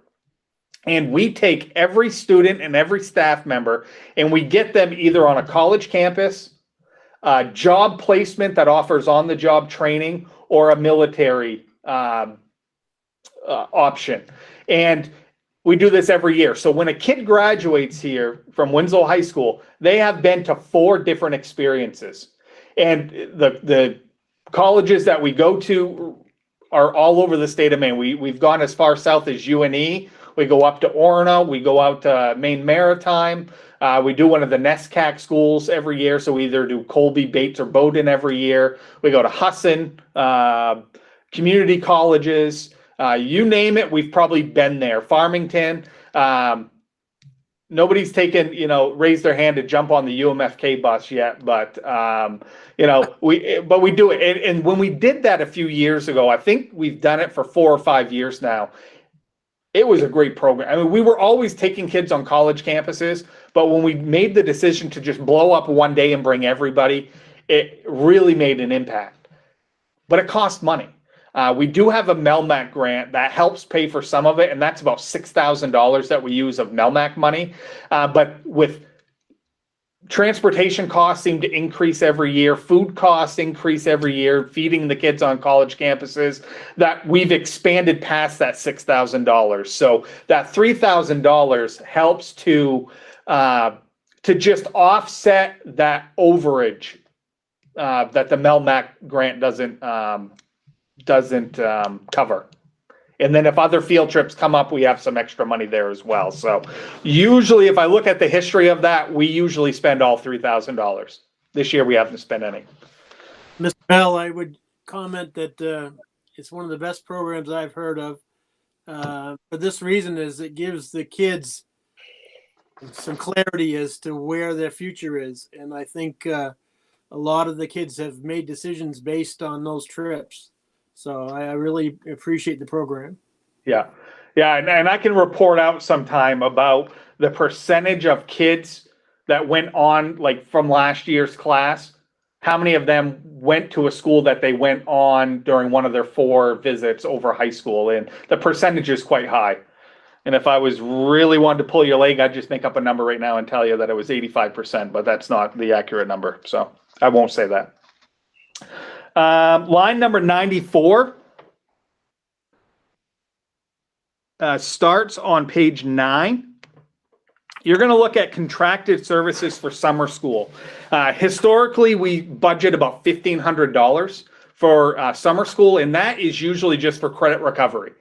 Last summer, we didn't have summer school. This summer, we have no idea what that's going to look like, but we know that the impact is going to be there. And this is one of those things that I would put in line with, we haven't really seen through the cloud of the need, but we're starting to see through the cloud of what the need is for our students.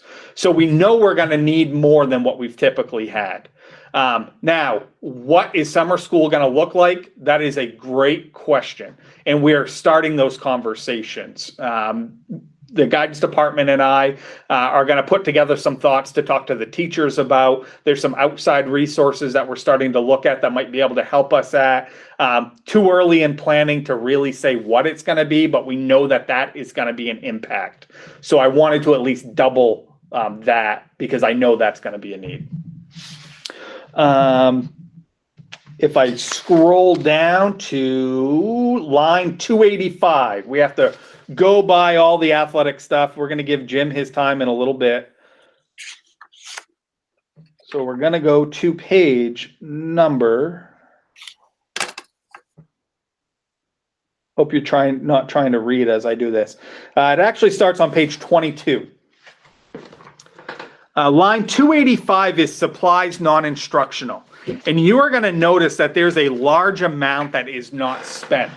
And that's because a lot of the things that we budget for in the guidance department, whether that be open house at the beginning of the year where we do the hot dog barbecue for parents, whether that's the spaghetti dinner that we do for incoming 8th graders and their parents, whether that's PSAT money. Actually, I'm going to back up from PSAT for a second. The lunch for Vassalboro kids coming here, we usually budget here and feed them to try to get them to come to school here. Obviously, none of those things we've been able to do this year. And those all cost, when you feed people, it costs a good amount of money. So we're still budgeting for those same things. But the money hasn't been spent there. So that's going to be left over this year. When I look at PSAT 8-9, we budget for that every year and make sure that all of our freshmen take the PSAT to kind of give that baseline information as they work to take on the PSAT their 10th grade year, their SAT, their junior year. We're not really sure where we're going with that. And I think Mary talked about that earlier. So we wanted to keep that in there. I didn't change that note from PSAT because really we don't know what it is. I just want to make sure that we have that money still there. And so that's kind of to be determined. If I scroll down to line 311, I'm going to put a few things together and that's on page number 24. I'm going to talk about the library and why there's a lot of shifting of lines here. If you remember last year during the budget season, we decided to go with one district librarian, K through 12. Going in that direction, she has a vision of what media services in the library can be offered K through 12. So that involves shifting of funds to support kind of what some of those goals are. For instance, a big goal of hers is really making the media center this learning commons. It's something that's I'm going to say relatively new within the library circle of creating these learning environments where kids can go explore, study, and really work on some things that they just might be curious about. So rather than just be a traditional library where you go in, you check out a book, you can sit down and do some homework quietly, it becomes more of an involved thing where there may be a station with an iPad and some things that you can work on. Down the road, it could involve maybe moving the 3D printer in there so students can access it at any time. It's just changing the way libraries work so they become these more involved spaces. And it doesn't look like the libraries you and I either went to or avoided in high school. So if I look at library books, there's a pretty significant jump in that. But just to back up to last year, we had cut that line pretty hard last year. We had spent time kind of putting money in over the years. Last year, that was one of the areas where we ended up cutting. Because of just a lot of things that were going on budget-wise. So we're just trying to put the money back in there and support the vision of our new district librarian, Heidi Murray. Periodicals is a new line you're going to notice. There's about $1,000 there. And that's just shifting. Periodicals used to be put in library books, but I believe at the elementary level, they budgeted for that separately. So she just wanted consistency amongst the budgets, which made sense. You're going to notice some technology supplies. And again, this is supporting that learning commons with USB charging stations and drawing tablets and portable chargers. There's a typo in there I just noticed. Portable chargers, just to support that learning environment and support the kids and to try to draw kids in there throughout the day. Line 313, you're going to notice, I just went over that one, sorry. Line 315, audiovisual materials, you're going to notice, again, that went up $400. And when we were able to purchase iPads with some of the COVID funds to be used as document cameras and another device for teachers to teach from, we also put one in the library, figured if teachers need help incorporating an iPad, who better to help out than our media center? And so we put one in there. And yes. Sorry to interrupt, but that's an awful lot of technology going in there. And it kind of leads me to wonder, do we have the people to support the technology to support the students? I'm going to go ahead and say yes, we do. So we're not going to need increased certifications for people, for our librarian to, and I'm all in favor of it. I am certainly all in favor of adding this kind of capacity and this kind of capability. But do we have the personnel capability to ensure that all of the library, I don't want to say librarian duties, but all of those are met in addition to supporting the students with this? I feel safe in saying absolutely. I think it supports the vision and the passion that Mrs. Murray has for making sure that this stuff gets embedded in the media center. Okay.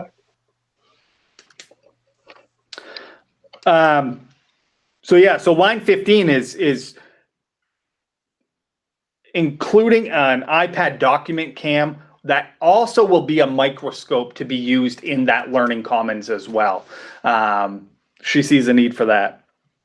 If I look at line 316, this is where you're going to see that line actually decreased and that money was just shifted to another line. If you look at line 317, this is going to be a major savings. We were spending a lot of money on online databases, and we've really built that up over the past several years. Well, Mrs. Murray said that there are things that are free and much less expensive that she can get.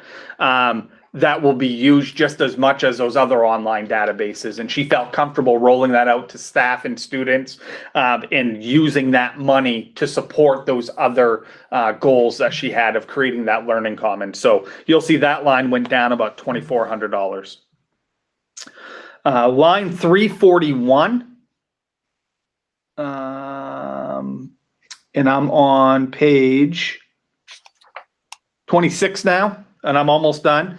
You're going to see accreditation high school, and some of you are going to say, well, I remember last year you talked about accreditation, and we budgeted $10,000, and then through the budget process, we found other monies to pay for that, so we took it out of the local budget.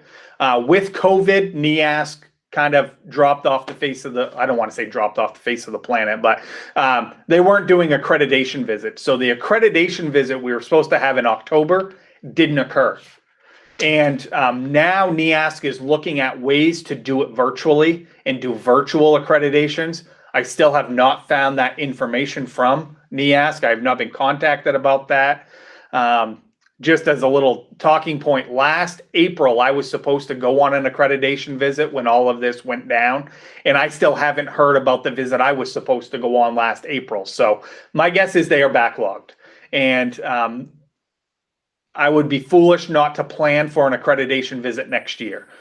We budget for $10,000 because that's what it costs when you start talking about putting people up in hotels. On the visiting committee, you have to pay for their meals. You have to have meals here. You have to pay for just a lot of different things. $10,000 is about what you are suggested to budget for that. So that's that increase of $10,000. Line 344, our postage cost this year with COVID isn't going to be a big surprise. It's gone up. Plus, we've moved some of that school-wide mailings. It used to be budgeted. There's some in guidance. There were some in the library. There were some in the office. We're just trying to move things back just to the office area. The library really doesn't do a whole lot of mailings, but we use that money up every year. So it's just being more accurate of where we spend that money. And that was what I had for money-wise. There is one thing actually, I'm going to stop there and see if there's any questions before I continue with a new program proposal that's going to be coming your way.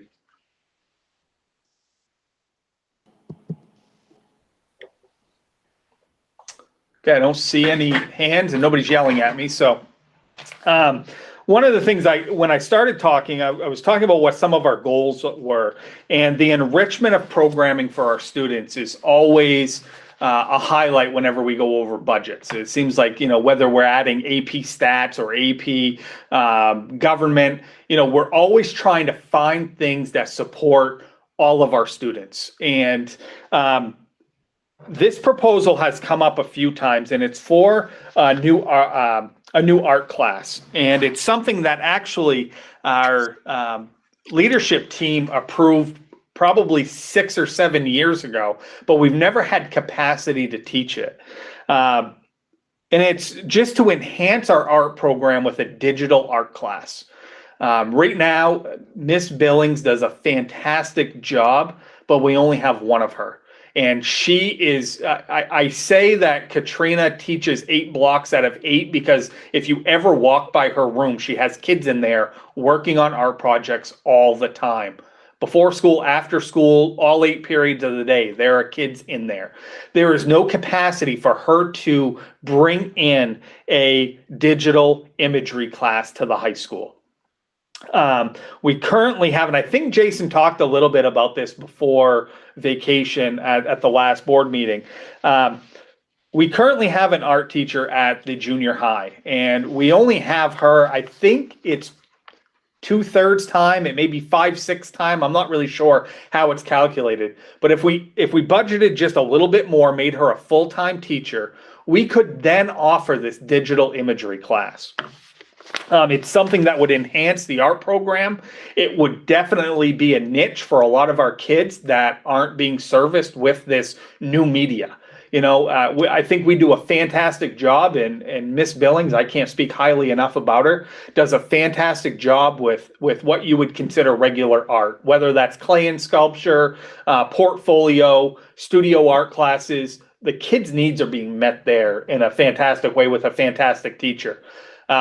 Bringing somebody on that can help do this digital new way of doing art, whether it's with photography or Photoshop or different things, different mediums, it would really, I think, be a benefit to our student body, without a doubt. So that will be coming across. When you look at a budget, Jason actually reached out to Human Resources to get the number amount. It's about $17,000 for making our junior high art teacher a full-time art teacher. And then with supplies to get, the computers and software and different things, startup's going to be about $15,000 to $20,000 to get that started. So you're talking first year, it's going to be about $30,000 of a commitment, 30 to 40,000. And then after that, that significantly drops as you don't need to buy the computers, the software, and all of those other things. Mr. Fair. Yep. Go ahead, Joel. No, I was just going to call on you, but Mr. Bell beat me to it. Well, my question is regarding the digital art is this. Is this something that could be incorporated to some degree, to some sliver of the pie for special ed? And if that was true, is there any kind of funding that could help us through their resources that sometimes are unique to help pay for the special ed, the special ed portion of the digital arts?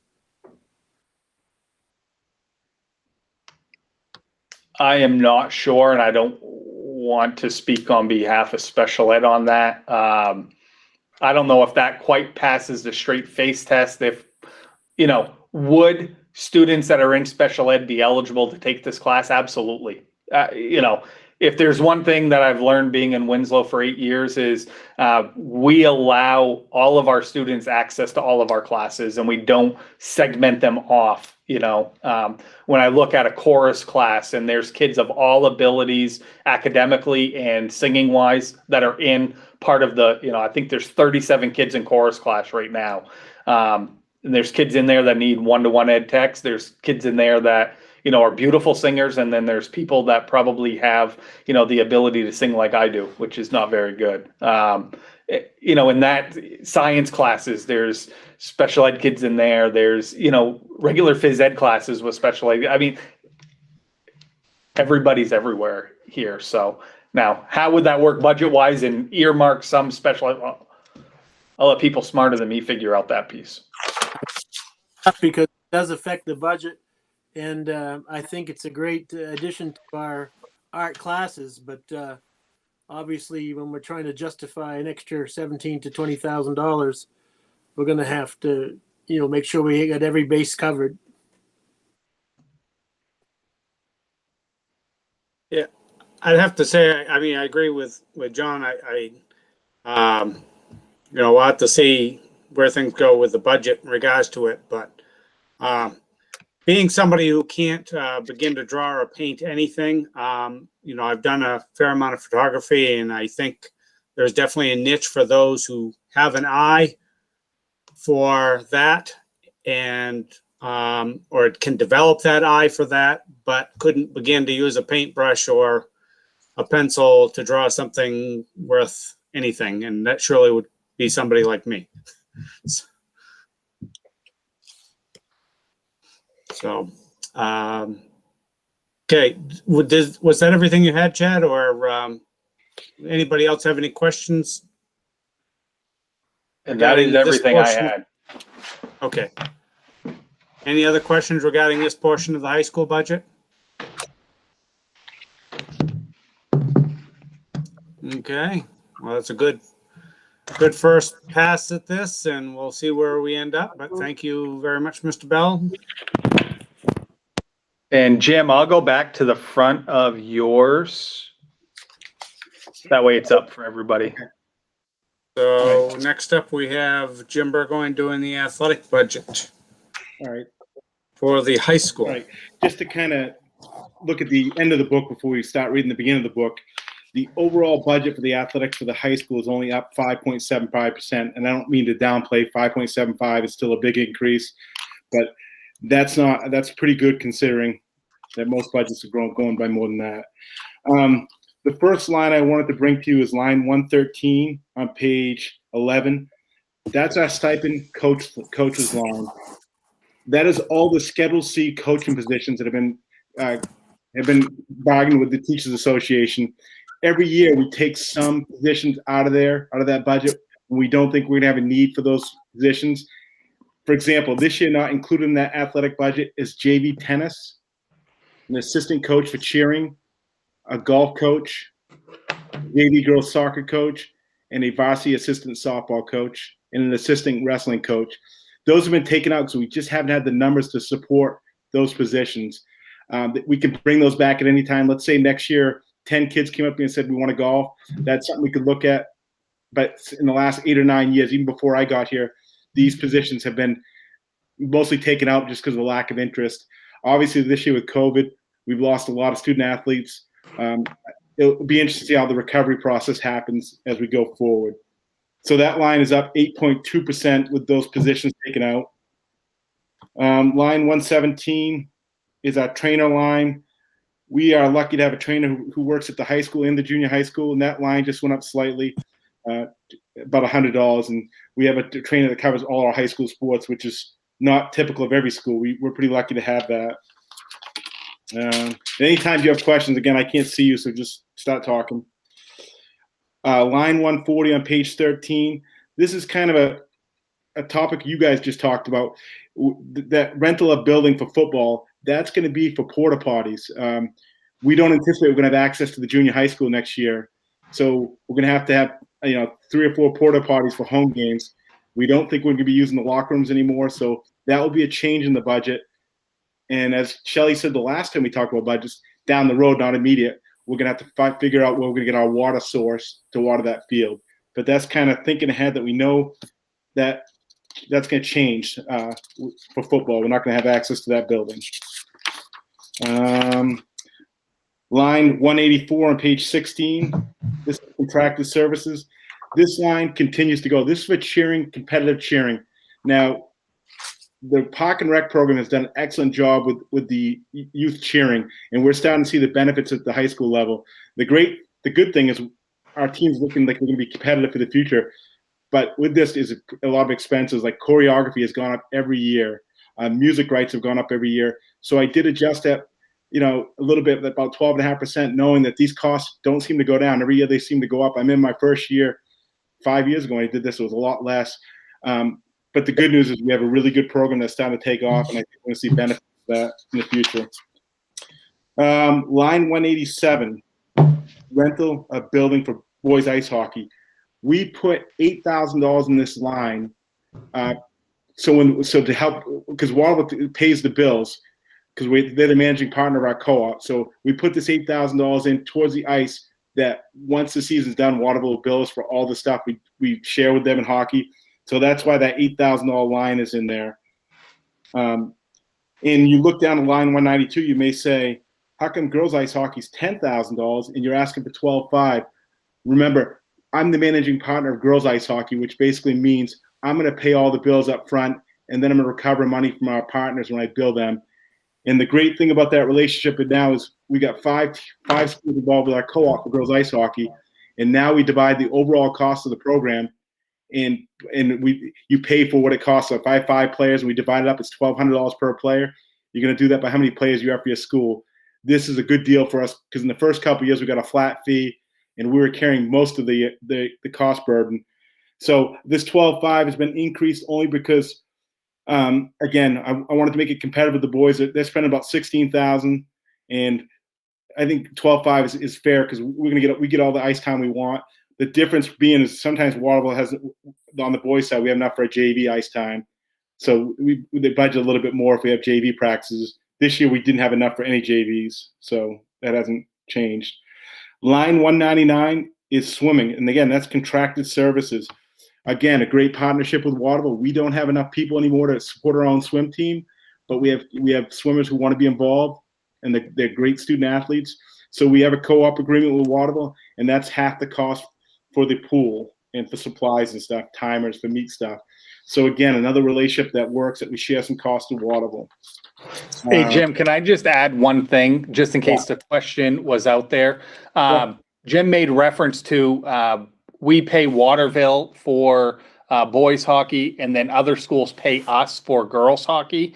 That money that we get in from the other schools, you would see on the revenue side of things, which I believe will come up probably in another meeting, in a later meeting from Peter about revenues. But just that money just doesn't just disappear somewhere and go in somebody's pocket. It is in the revenue line. Chad, can you do me a favor? Can you go up to the first page way back? I want to talk about that Golden Pond payment. It should be like one line. I don't have numbers on my thing, but it should be like 110 or something like that. It's coming up. Let me see. Keep going. It should be. Come to go down a little bit. I think it's right. The one thing we do, which is great with the town of Winslow, we have a partnership with Park and Rec, and each year, both of us put away $3,000. We put ours at Golden Pond, and that's so after 5 years, when our track needs resurfacing, we can do that. And 6 years ago, I was the Park and Rec director, and I really appreciated that relationship with the high school. And now that I sit on the other side, it's a great relationship because we both benefit from that track.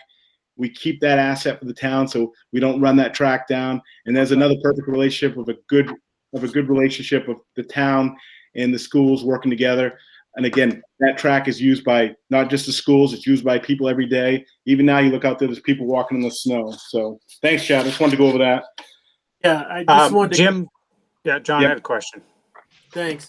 Hey, one question, Jim, going back to I spent 12 years on the rec board, and I can tell you that that's money well spent on the track, because when we didn't do that, going way back to the beginning of when I first started on the rec committee, we ended up having a very, very large bill to get the track back up to speed. So maintaining is a smart way to go, and it also is a safe way to go if you think of the safety of anyone on the track, because when it went into disrepair, it became a safety hazard and we had to literally close it off. So I agree. And I think it's a perfect example of that we're partners with the town, and they're partners with us, and we both benefit from sharing that cost, and that works great.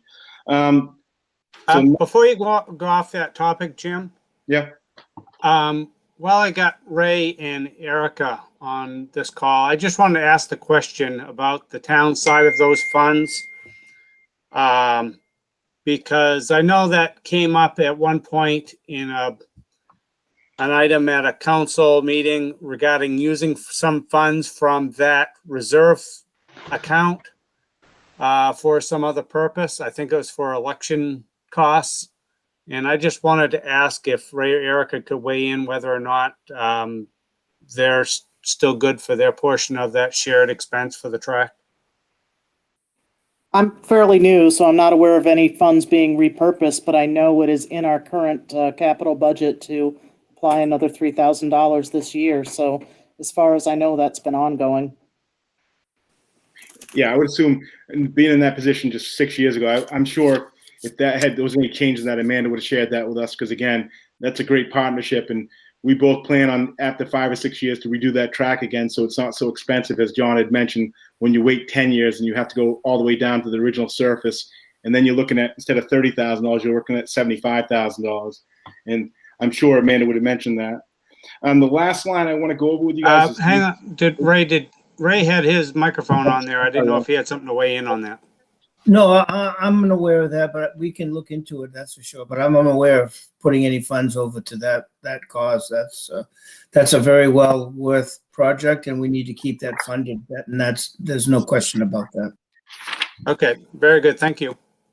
And the last line that you need to look at is, I believe it's line 960 on page 21. You see a Trip Athletics with a $5,000 budget there that we've never used before.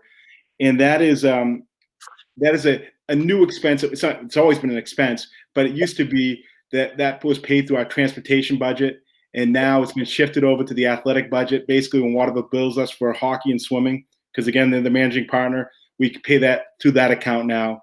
So just so you see that 5,000, you say, hey, that was never there before. Well, it used to be. Last year was the first year we got a bill from them. They used to take it directly from our transportation, but last year we got a bill, so we're just kind of showing the money on this line instead of on a different line. Other than that, there's no other questions. Again, the total athletic budget's up about 5.75%. There's really no uniforms, no new uniforms, very little new equipment. So we're trying to, keep this budget lean, but yet at the same time, give the same opportunities to our students so that they can benefit from athletics at Winslow High School. If there's any questions. Thank you very much. Okay, any other questions from anybody? I know it covers a lot of material in a hurry, and obviously sports have been a little challenged this year with circumstances, but I think they've done pretty well considering the restrictions that have been in place. So thank you very much, Jim. Thank you.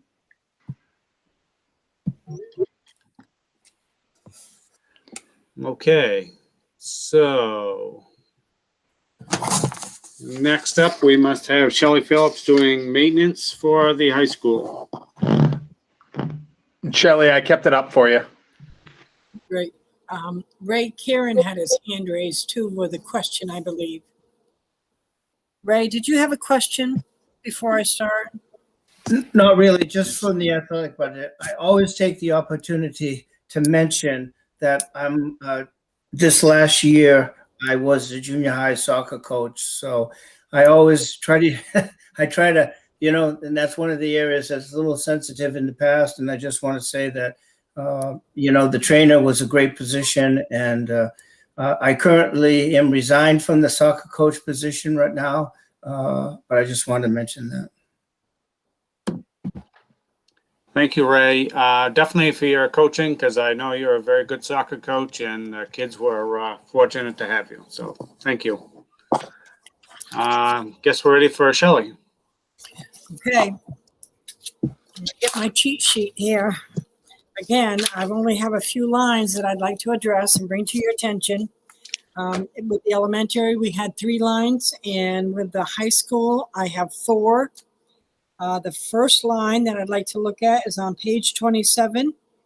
And again, with the heating fuel, I'm pleased to inform you that we are going to save with the new pricing, $7,540. So that's exciting news.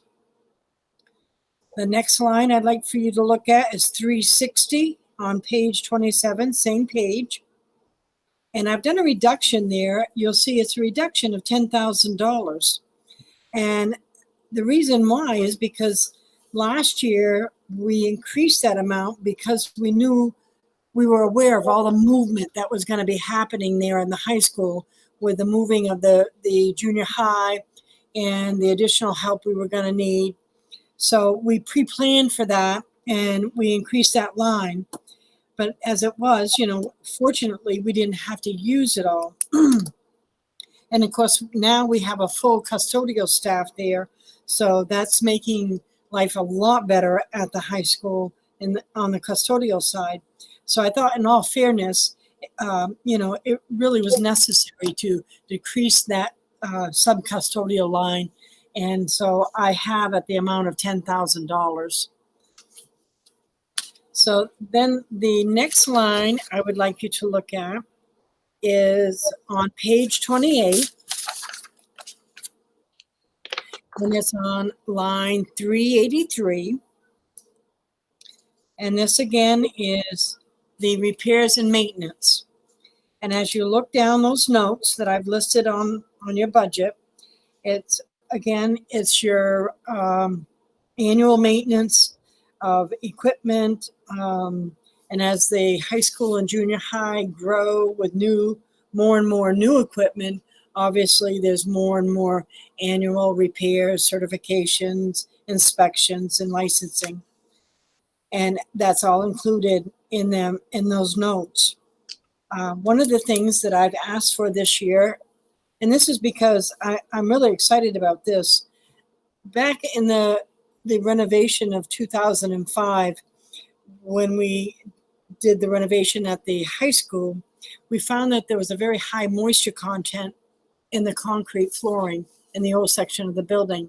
And I know Joel remembers this very well, because he was part of that at that time, and he was, one of them that was involved with all of that planning. And to mitigate that so that we could reinstall floor tiles, the pricing was extremely high. So we kind of stepped back and we went with a polished concrete in the old section of the building. Of course, it's not as pretty and nice as the new section of the math science wing, where you see all the beautiful aggregate and the polishing, which to me it's absolutely beautiful. The maintenance, it's low maintenance, but in the old section, it's not quite as appealing as I think it should be. And it's kind of dreary and dull, and it's not bright and welcoming.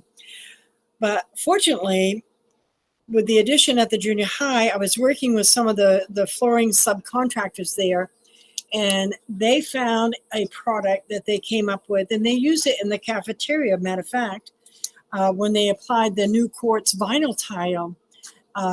And it's a sealer that you apply on the floor first that will help mitigate that moisture problem.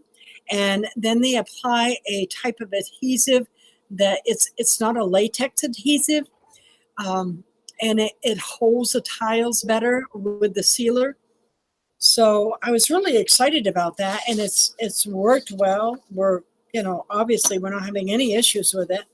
So what I would like to do is to, because I'm a one thing at a time person, and then we'll get it all done.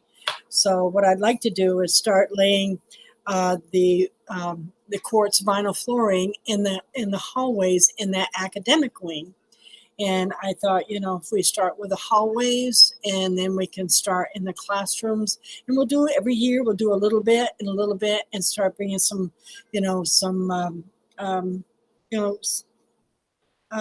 brightness and colors into that area again. So I'm really excited about that.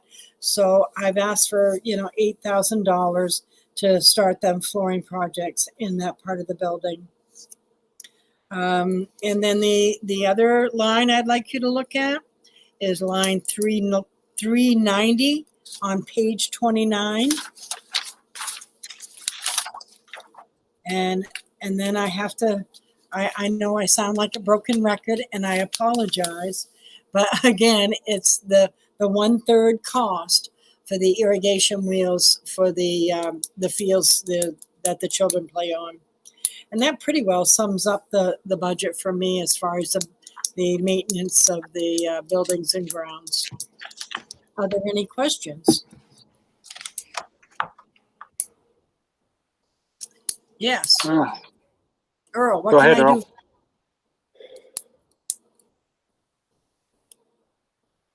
I think you're muted, Earl. Sorry about that. Yep. One of the line items that I saw was for G&E roofing, and I saw that a couple times. Is that just maintenance on the roof? Because I know that we had leftover money from the construction project to deal with some of the roofing issues that were pre-existing. So is this just maintenance costs? Yep, those are annual maintenance costs. They come in every year, and it's a lot of preventative maintenance. And you know as well as I do, you got to do it. You just have to do it. Just wanted to make sure, because if we can prevent something with a little expenditure, it's a heck of a lot better than a big expenditure. You better believe it, and that's what I'm all about. Let me tell you. Okay, thank you. I can help with. I think Shelley enjoys those weekend phone calls when there's something that goes bad. You get enough of those without adding to them with lack of Yeah. maintenance. So. Believe me, I'm a firm believer of P&M because the less my phone rings off hours, the better I like it. Yeah, agreed. Well, anytime that you folks have questions, feel free to reach out. Okay, any other questions for Shelley? I guess while we got Shelley, I mean, just to reiterate, maybe going back to, since we have a number of counselors and so forth, town councilors that are on this, that I don't think were tuned in when we did the junior high budget. We're seeing some significant savings with the new space that we're using in regards to, obviously it's not occupied with the same student load given the certain situation, but but Shelley did express some significant savings that we expected to see, and that is coming to realization regarding heating expense, water expense. Obviously, as she's indicated here in regards to the cleaning and maintenance of the facility on a regular basis, because it's a much easier building to maintain, both between the junior high and the high school, both with all the work that's been done. So I just wanted to reiterate that while we had people that didn't necessarily hear that at our last meeting. So. Yeah, you're absolutely right, Joe. Those were those cost avoidances that we were expecting to see. And we are starting to see those a little at a time. And I think as we keep moving forward and we keep, living in the building and operating the building, I think we'll see more and more cost avoidance and we'll see savings as we keep moving forward. John. Go ahead, John. Some of the cost avoidance that Peter has spoken to at length over the years actually started, if I recall, over 2 years ago, because we budgeted in a way to start reducing costs when we could, literally 2 budgets ago. And Peter might want to touch on that because the total now is quite high. Yeah, that'll be a piece that I would like to talk about when we do the summary and revenue during another evening. To give everybody an overview of who hasn't been with us all along, back to Jay's point at the beginning. And we have some new council members as well, who I think that would be very informative for them to hear as well. Yeah. Okay, very good. Earl, you still have your hand up. Is that old question? All right, it's gone. All right, he put his hands down.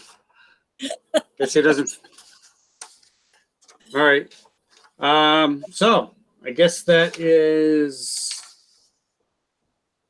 Let's see.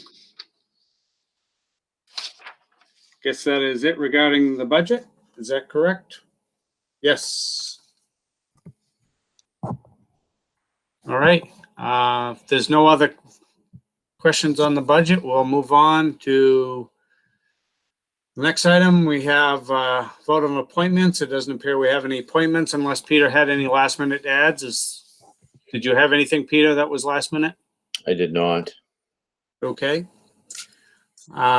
So we have resignations. One for a junior high baseball coach for Michael Portwine, and biggest note is Mary Boyle.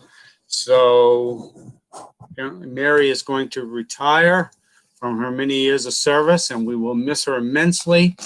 I'm sure we'll have more to say about that as we get closer to the end of the school year. But Mary, if we can convince you not to go, we would. So thank you, and we can tell Peter not to accept this. I think that's an option, isn't it? I've already tried, Joel. Right.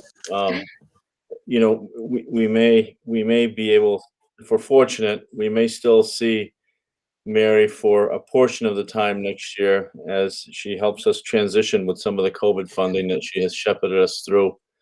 And so we hope to be able to still have her services for some of that work on a very limited part-time basis, as Mary has pointed out to me. And we will say more later, but I cannot let this go without saying something. 43 years young in this profession, I believe, is what Mary has. And I have been blessed to have served 28 years with her by my side. Mary is just simply brilliant. And her contribution to education over the years has been simply stellar. And I can go on, but I'll stop here. Simply outstanding. So Thank yeah, you will be missed. Thank you. And I will miss. We'll still call you up though. Yeah, and I'm not gone yet. I'm still, June 30th is a long way away, so. Yes, a lot can happen in that A amount lot of can time. happen between now and then. I just don't want to get to the point where I'm giving Rick Hensby a run for his money on longevity around here, so. Oh. Gonna beat him out the door. There we go.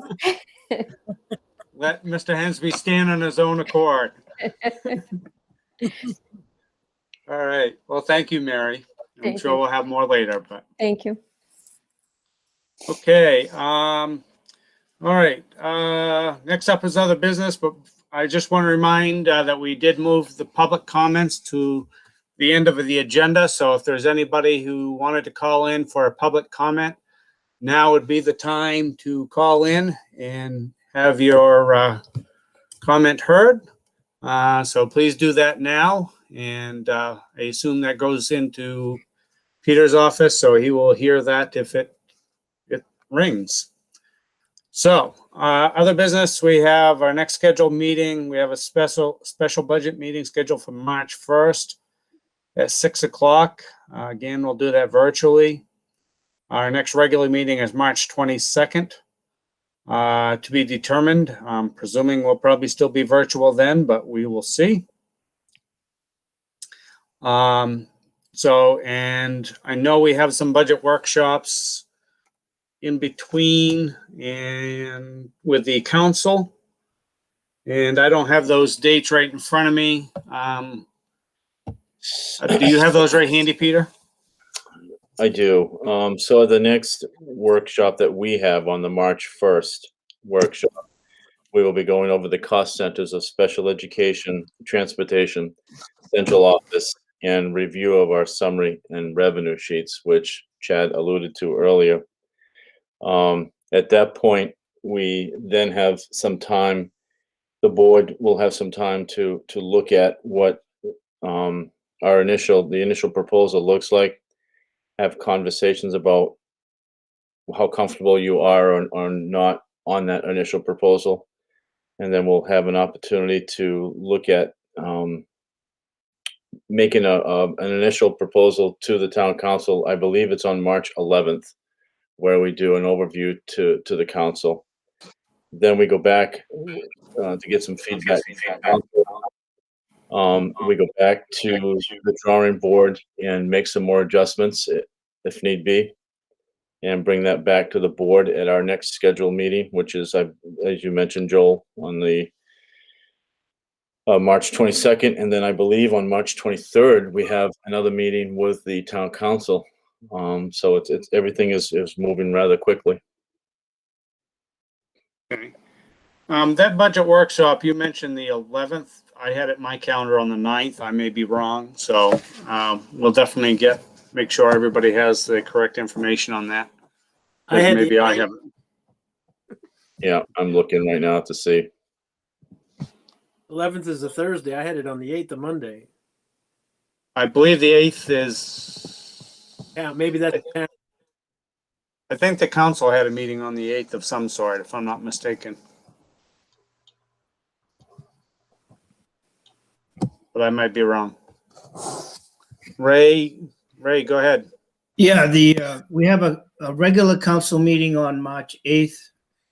Then we have the budget workshop with the school preview. That is Thursday, March 11th. So those are the things. And then we have a budget workshop on the 23rd of March. Okay, so I will change it on my calendar. Was that at 6, Ray? Everything is at 6, yes. Thank you. Okay, very good. All right. Peter, did we receive any public comments? All is quiet in my office, Joel. Okay, very good. All right, if there's nothing else, I'd entertain a motion for adjournment. At one line, Ray Karen is a great soccer coach. Ex soccer coach. You still have the knowledge, my friend. There's not too many 66-year-old junior high soccer coaches. I finally had to throw in the towel. Oh, Ray, if I remember right, you were an ex-soccer coach and then became a soccer coach again. So The door is always open. So moved. All right, I didn't catch that. Who made that motion? Jay. Jay made the motion. Do we have a second? Second. We have a second from Earl. If there is nothing else, all in favor of adjournment? I am a yes. Yes. Yes. All right. Yes. All right. Thank you, everybody, for joining us. All those of you online. Oh, there's Jeff. You a yes? Oh, yeah, I'm a yes. Okay. Guess he's had enough. All right. Thank you, everybody, for joining us, and we'll do